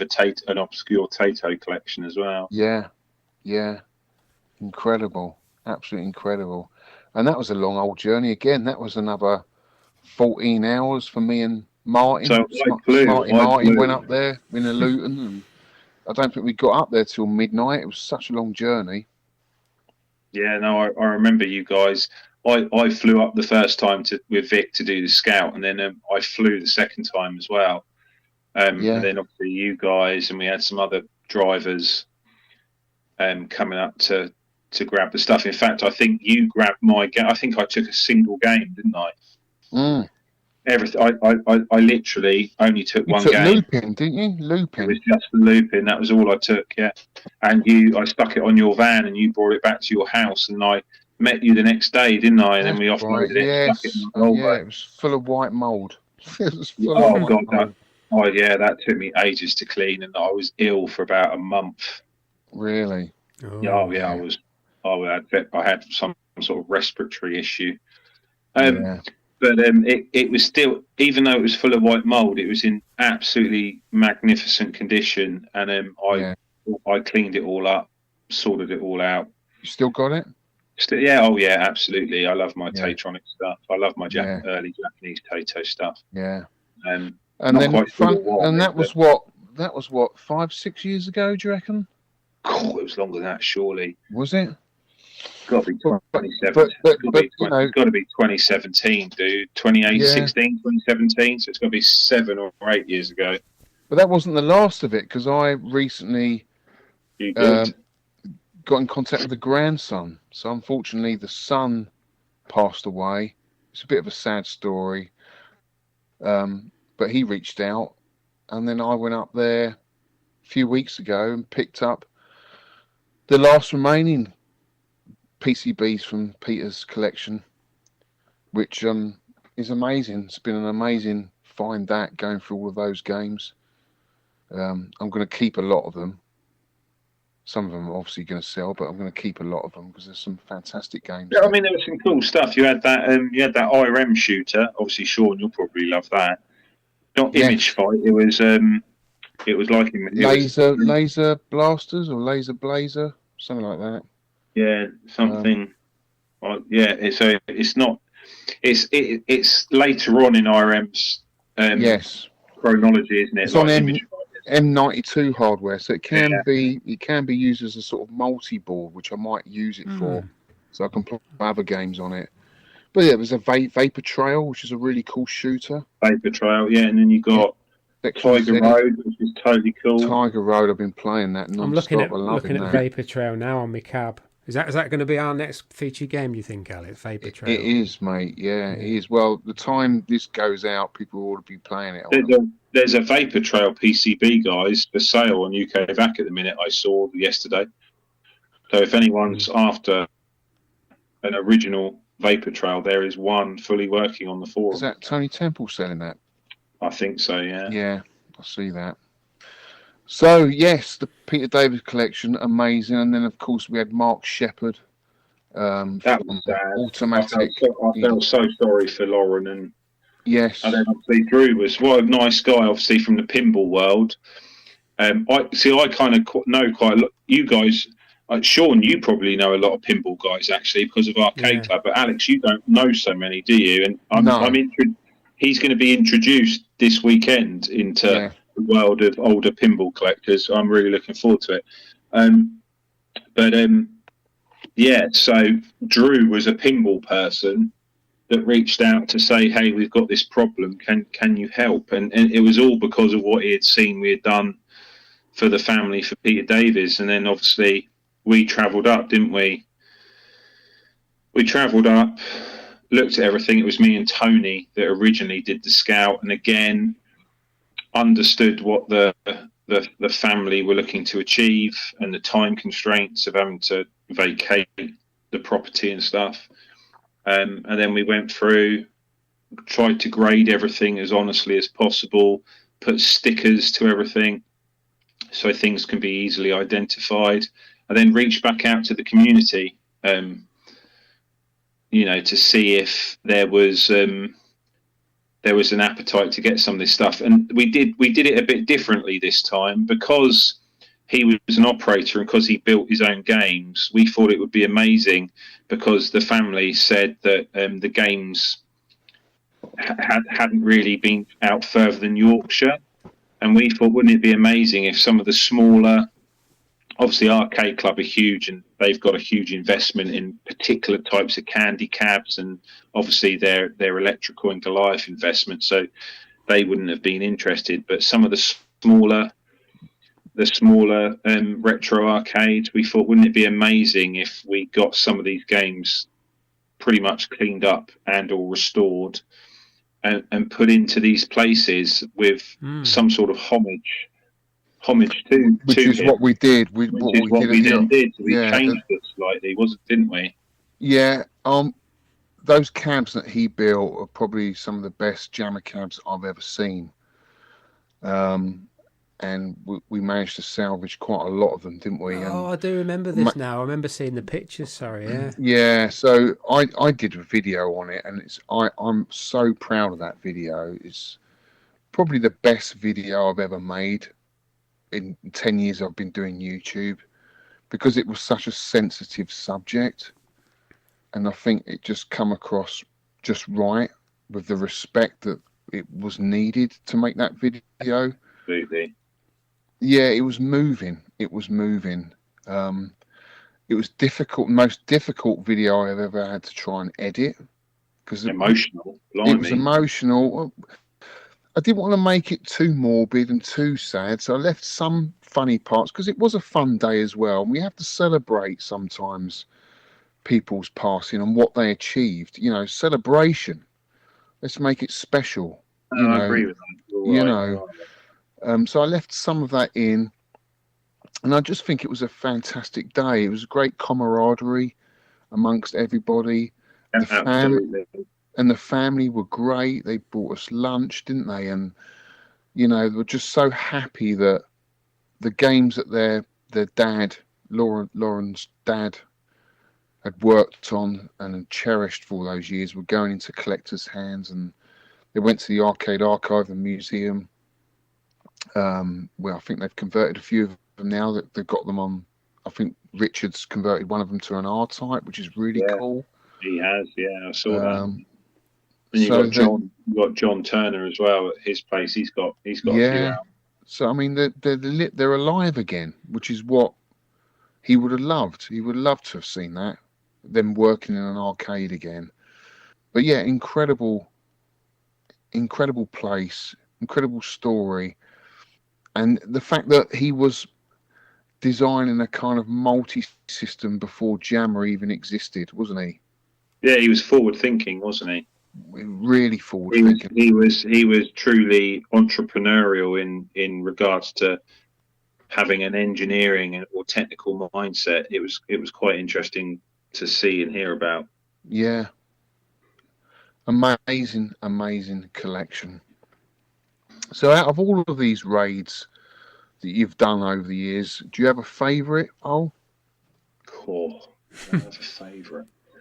So the Duke of Lancaster, I suppose I'll sum them up. The Hamburg one, which was my first ever one, was utterly amazing. I've never seen anything. I probably never will see anything like that again. It was almost US-esque in its size and scope. And, you know, I took 4 or 5 Arctics over about 2 years. And, you know, I remember having some guys round my parents' house. We were all playing games. We had like Andy Welber and ran out with a couple of the other guys. And then there was a knock at the door and there was this German. This German was like, "Hi, I have a delivery," in really broken English. And one of these Arctics that wasn't supposed to turn up, it was outside my house on a Saturday night at 11 p.m. And I shared some of those pictures as well. And it parked up down the side of the road, and we had to literally hand lift these cabs out and then stick them all over the house all over again, much to the detriment of my parents' mental health. But that was huge, and I still have lots of those games. The Dragon's Lair, the Space Ace, the Assault. Quite a lot of my Atari collection came from there. So that was really, really cool. Obviously, the Peter Davis collection and the Yorkshire raid with Mark was a different kind of thing, because yes, it should be viewed as a celebration of life, and as much as you can have camaraderie and have fun, there's a level of respect and there's a level of doing the right thing for the family. It's not about yourself. It's about trying to get them a fair price and help them get rid of stuff, because obviously they have deadlines that they've got to fulfill. So those are, I'm glad that they're there, because ultimately no one knows what happens in life, and it would be nice to think that other people would do those things for us, I guess, if anything bad ever happened. So it's about doing the right. It was about doing the right thing. It was about doing the right thing. So I feel proud for that. I think, you know, if I well, we're all going to get to that point at some point, but I'd like to think that when I go, that if you're still around, you'd take care of Nush and sell my stuff to the right people. And I suppose, no one knows. No one knows what order we all go in, but I'd like to think the same, I guess, as well, that UKVAC would help out, and there's a core group of people that would do the right thing. The Duke of Lancaster, even though it broke me, that was probably mentally the hardest 2 years I ever had, but the feeling of win that I had after I did it was totally amazing. And there's quite a lot of raids I did in Wales over the years, which have all been fun, and I've made quite a lot of acquaintances and friends from an operator perspective there. The Irish raid, where we went to Ireland, and then we got 2 Arctics, and obviously Arcade Club came over, Shaun. I think we got 48 electrical in Goliaths. I don't know if you were involved in having to help load them up into Blackpool. I mean, it was nuts. There was 3 of us. There was me, Tony, and one other guy, and we had to carry 48 Goliaths down this set of stairs. It was just utterly nuts. I did help offloading them the other side. You've just reminded me of something that you did that I thought was absolutely bonkers. What's that? You went to Africa, didn't you? Yeah, I did, yeah. You went to Africa on a raid, didn't you? Oh, my God. Yeah, I did. Don't you know that, Shaun? No. What happened there? Did you get lost? I was took a wrong turn at Paris.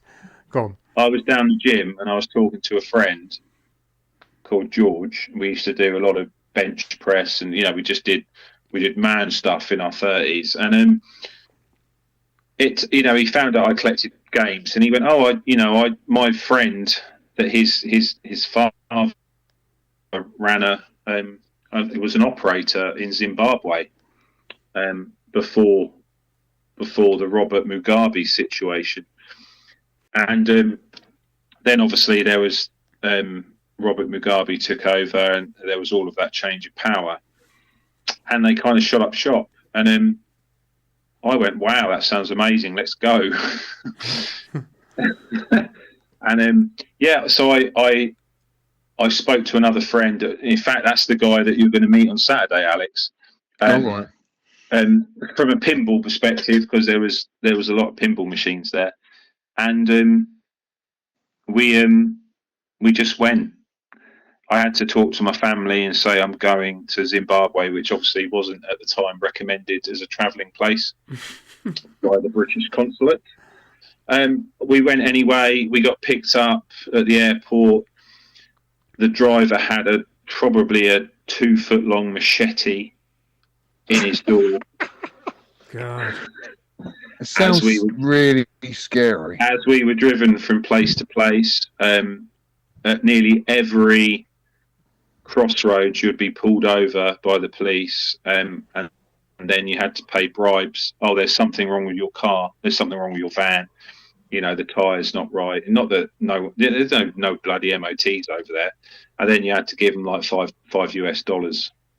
And then everything was fine and you could go on your way. And then you get to the next crossroads and it all just happened again. It was nuts. So I did that. I found a warehouse. I've got videos of it all. I've never shared it all really, because I'm still, part of me still wants to do it. There's about 2,000 or 3,000 PCBs, 150 pins, 50 or 60 video games. They had multiple Tato Space Invaders and all sorts of other stuff just sitting in this warehouse doing nothing. And it was completely bonkers. But, you know, it wasn't just about a raid as well. I had an amazing experience as well. Once we decided, I mean, the driver had this machete, but he also had like a 2-litre bottle of Smirnoff vodka. And from 10 a.m. till 10 p.m. where he was driving us around, he just drank. He swigged out the bottle as he was driving. God. No, literally, and he'd go through the bottle, and then there'd be another bottle, and we just realised. At first, we were like, "Oh my god, we could die," and then in the end, we just realised you just got to roll with. We're in a completely different situation, a completely different mindset, and then we ended up getting the guy to take us places. So we ended up going in the middle of, I want to call it the Serengeti, but it wasn't. But we just went out to the middle of nowhere, and all these other people were doing it as well. And we just slowly, this car convoy kind of occurred, and we drove out into the middle of nowhere, and there was all these kind of huts, and there was a DJ, and it was playing like European dance music, and there was like 100, 200 people just having this amazing time out on the plains of Africa until like 4 a.m. and the sun was coming up. I mean, incredible. Imagine Ibiza in Africa, just out in the middle of nowhere, and there was bars, and there was it was incredible. I mean, it was incredible. Sounds like a rave, an English rave in the middle of Africa. Yeah, no, it was bonkers, and we met other people, and we went to their houses. Should have videoed the whole lot and called it Raids and Raves. I've got so many videos and so many photos that I've never shared. That is dedication, mate. I'll show you on Saturday. That's passion and dedication on another level. Absolutely incredible. Yeah, but you know what?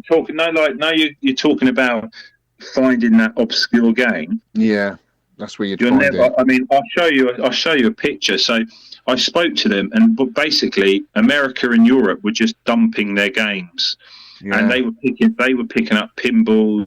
They were picking up video games for like 50 quid. And America, somewhere in America and Europe, these distributors were filling up containers of games that no one wanted for 50 quid a machine. Well, that's how Sega started, really. Yeah, sending them out, shipping them out to Africa, and that's how they got all their stuff. But I went into one of those warehouses, and no, you talk about finding obscure games. Yeah, I found a Williams Splat.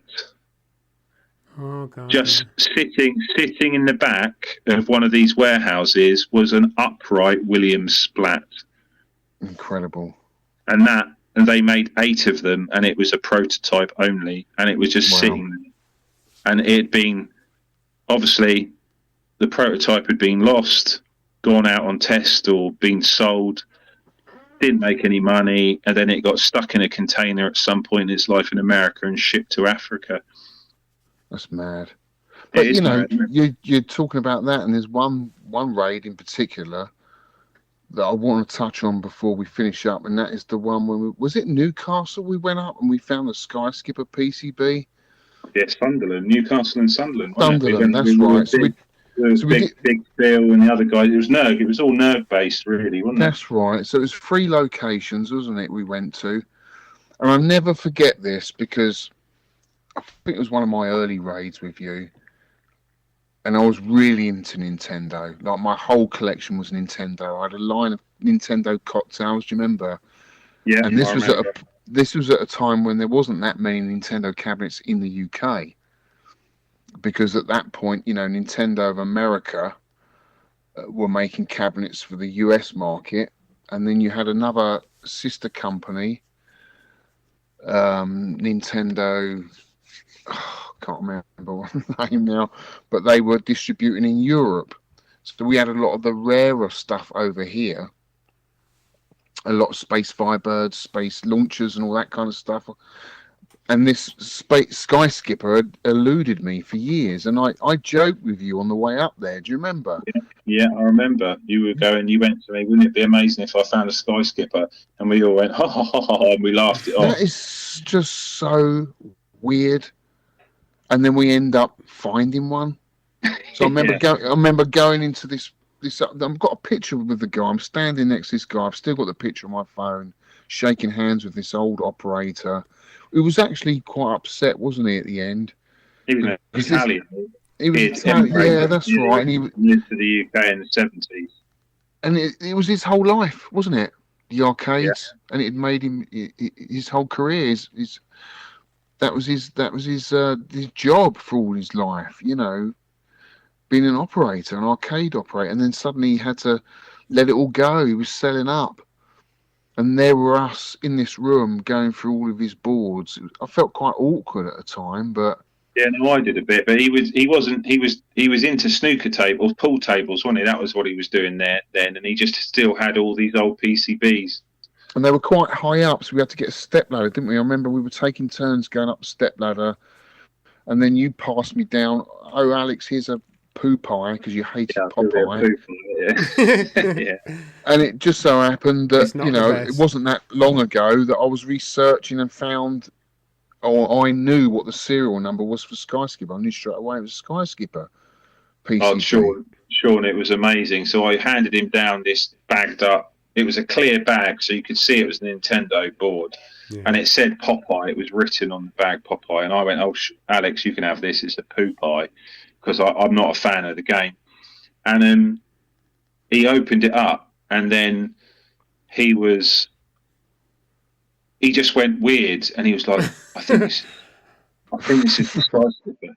Oh, I think this is the Sky Skipper. And he opened it up, and he was, oh my God, Ollie, it's a Sky Skipper. It's a Sky Skipper. It was like Indiana Jones at the end of The Last Crusade, when he's worked out what his dad's book said and he's reading the stuff. Yeah. But that was Alex with this Sky Skipper, and he just couldn't believe it. I couldn't believe it. It was pretty mad, bearing in mind that 6 hours earlier driving up, we were laughing about the impossibility of finding a Sky Skipper, and then literally sitting on the shelf. I remember Phil Jodo being there, and I remember passing him a Discitron or something, because he was well chuffed with that, and there were some other really rare boards, and I didn't have anything at this point, and everyone by that time had at least 5 boards bagged that they were taking home with them, and I had nothing of interest really, because they were all dedicated PCBs. There wasn't a lot of jammer there, if I remember rightly. It was all early stuff. In fact, the guy said that he had every single board he had was a dedicated cab, and he smashed up. Remember, he said he smashed up every game, just kept bored. So when this Sky Skipper turned, I couldn't believe it, and I went white. I remember feeling quite offish, and I didn't want to say what I got because I didn't really know what he was going to want for it. Did this bloke know what he had? You know what I mean? And we ended up paying, I think it was £1 a board, wasn't it? You've done it crazy. A pound a board. So I paid £1 for the Sky Skipper board, which is incredible. And the rest is history. Yeah. The rest is history, and then it all culminated in a massive reveal at Arcade Club and at Texas. Atlanta, you know, Whitney yeah. I've made amazing friends with. You know, he's become one of my best friends through a game.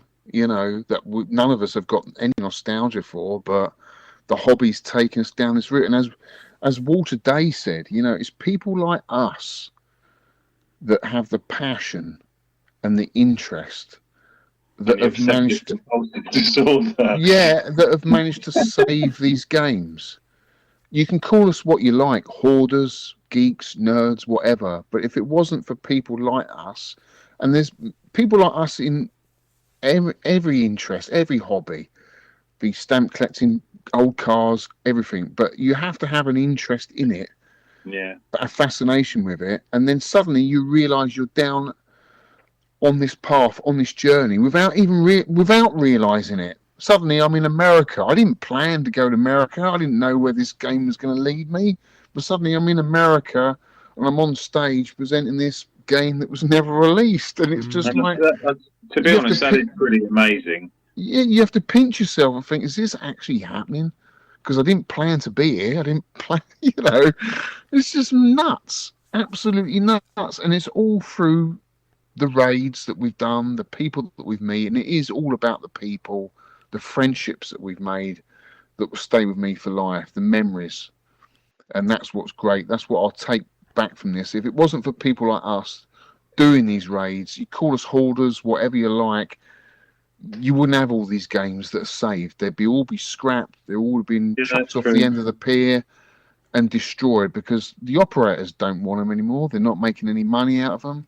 They don't see the future in them. But it's us kids that grew up with it and nostalgia that we now have this passion for them, that we've gone out there, hunted them down, saved them, stopped them being thrown in the skip or off the edge of a pier. And now they're in retro arcades for people to enjoy for generations to come. That's lovely, that, mate. I'm going to put some rousing music under that speech. People will be weeping into their joysticks. It's excellent, honestly, that, mate. It's excellent. Yeah, you're dead right. Yeah.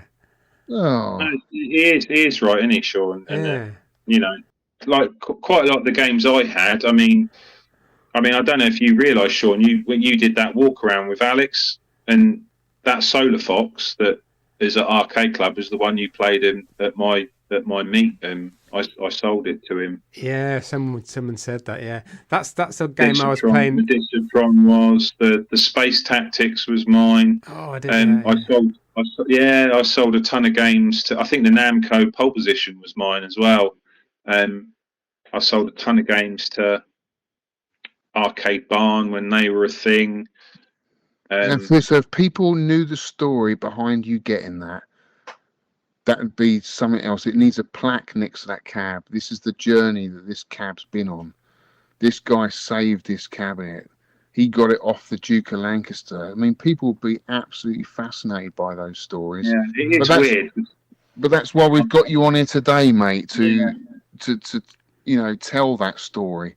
I mean, I can't remember what happened last week, but any game that I've ever got, I know the story. I can tell you exactly where it came from. Amazing. Yeah. It is incredible. Asked me what I had for breakfast yesterday, and I haven't got a clue. So, just to finish up, mate, because it's quite long now. I've enjoyed every minute of it, and I could carry on chatting for hours with you. Do you think there's a possibility of any other people finding this stuff? Do you think there's much more stuff out there to be found? There are people. There's for anyone that's interested, there's a really good raid section on UKVAC where people put some of the things that they've found, like old pictures or new of operators, or just other areas that they've found. Like sometimes you might find something in an old junk shop or something, mightn't you, or a charity shop. And there's some really good stories there, and there's a lot of people that do it. And I did draw inspiration not only from the US guys, but there's a lot of the older collectors, the Rav, Aid, Bazfish, all of those guys had stories. And I was an impressionable 18-year-old, and these guys are all in their 20s, approaching their 30s. And I heard all these stories that they had done, and I just thought, wow, I want to do that. And that kind of spurred me on. But I think there's more stuff out there. Definitely. There has to be, because every time we have this conversation, something else crops up. Well, I just picked up 100 PCBs a couple of weeks ago, so there you go. That's a very recent pickup of stuff. But yeah, I think it's probably less likely in the UK. I could see it more happening in Europe. Europe's huge, dude. I mean, France, the size of France, the amount of games I used to get from France, Germany, Belgium, Norway, Sweden, and they're not particularly big, but nearly all of those places are bigger than the UK. And it was amazing what you can find. And when I was using free ads or Gumtree or the equivalents, I would go on all of the equivalents in Europe as well. I'd do half an hour on Gumtree, and then I'd do half an hour on the equivalent in France, half an hour on the equivalent in Belgium, half an hour on the equivalent in Norway, and I'd find games in all those places, and then reach out and use really crap at the time, language conversion tools, and then buy games and then get them picked up and shipped. Would you say you've calmed down a bit from that then now? I mean, life. There's other priorities. Other priorities. In life. Yeah, I'm still buying stuff, and I bought. What have I bought? I mean, from a pickup perspective, I recently picked up Namco's Nebulous Ray. I always wanted a Nebulous Ray PCB. Shaun, have you played that? Yeah, a cool little game. Yeah, it's a cool game. It's a cross between. It's as if Radiant Silvergun and Raiden had a baby, Nebulous Ray. I think. Yeah, I like the scrolling skyscraper kind of background and stuff like that. And underneath, it's very well done. I picked up a few conversion Neo Geo cards for prototype games like Ghostlop and Ironclad. I've got you back into Neo Geo, haven't I? You did after you bought most of the games. Yeah, I picked up a few. I occasionally will have a drink, and then I'll be on eBay and I'll buy a cheeky PlayStation 1 game or two. Yeah. So I recently picked up Grandia on the PlayStation 1. But yeah, I'm still buying stuff. I still got a big collection. All the stuff that I've been selling recently is just to try and, I've got boxes of stuff, and I can't keep it forever. And other people, need to, if there's something they need, then I might have it. And to be honest, I only space. It's not the ideal hobby for everyone, is it? Because they take up so much space. It's crazy, yeah. But it's not like collecting carts for consoles, which is what most people do if they're into retro gaming. And you can have a huge collection. It doesn't take up much room.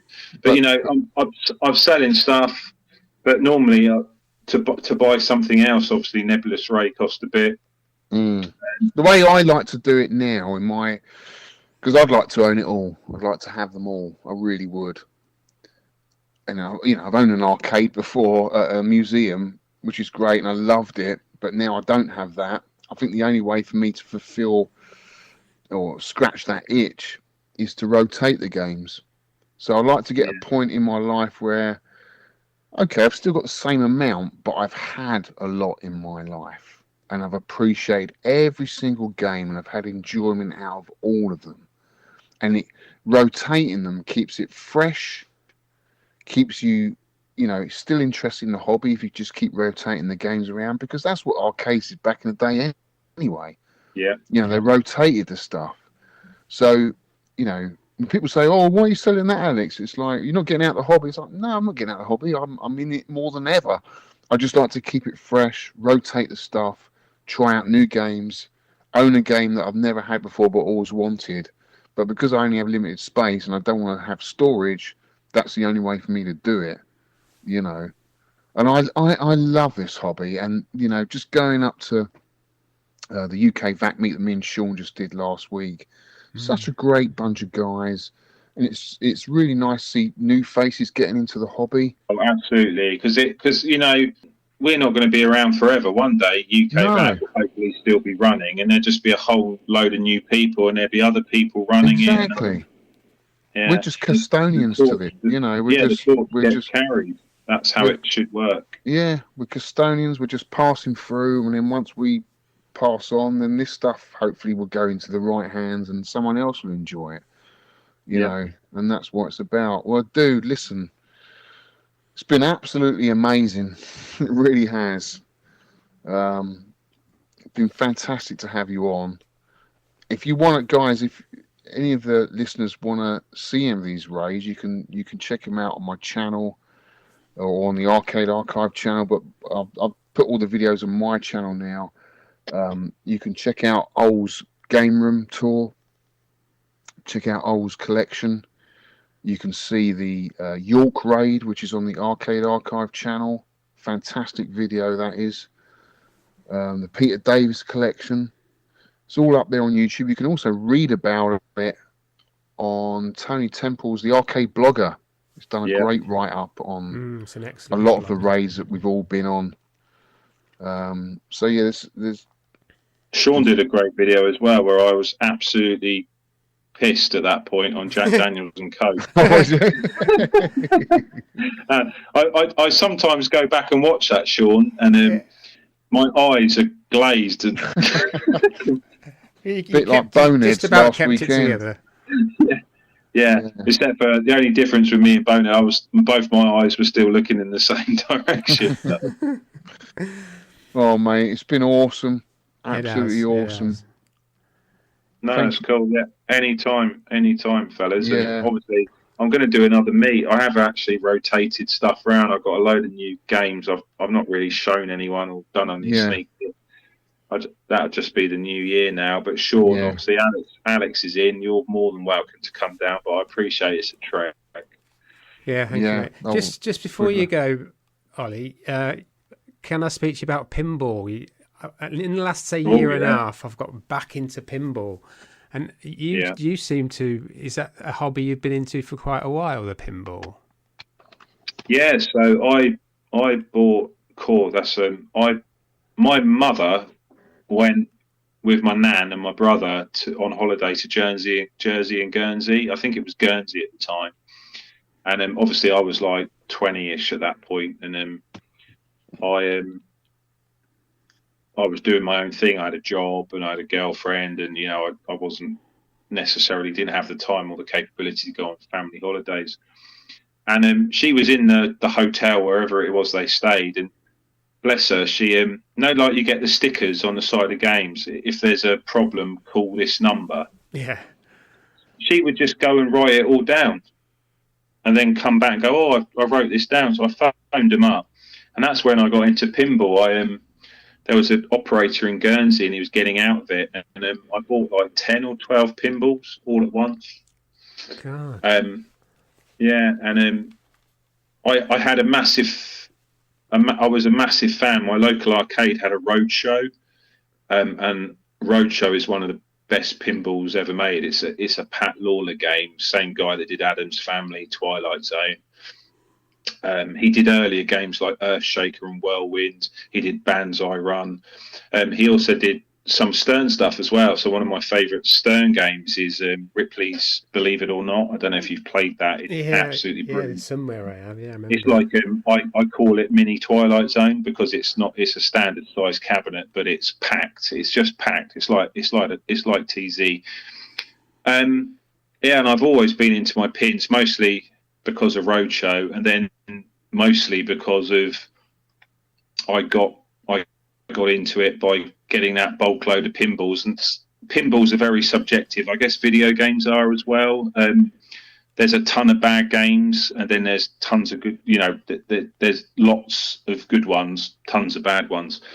But I really appreciate pinball. I played them for many years, hitting the ball about and not really understanding the rules, but now I completely get it. And if I need to wind down and I've got a pinball machine and there's something wrong with it, 99% of the time it's mechanical, and there's something really calming and soothing about just lifting up a playing field and just working out what's wrong with the mechanic side of things and getting it working. I do love that. And I do have a huge interest in pins. So, I have been known to buy some of the newer games. I bought Stranger Things, I bought Foo Fighters.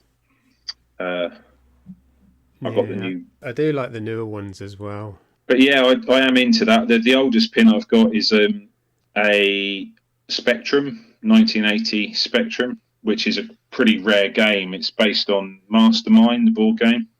Oh, is that the one where the ball comes out of the flippers? Out of the middle. Yeah. It's weird that, yeah. And then you've basically got to guess what colour the game's thinking of, so then obviously there's logic to how you play to then guess what's going on. It's a bit like Guess Who, but obviously Mastermind. So I've got quite a few pins. I love pins. I've bought more pins in the last year or 2 years than I have bought vids. I have bought vids, but I've bought quite a few new in-box games, mostly just to have in the house.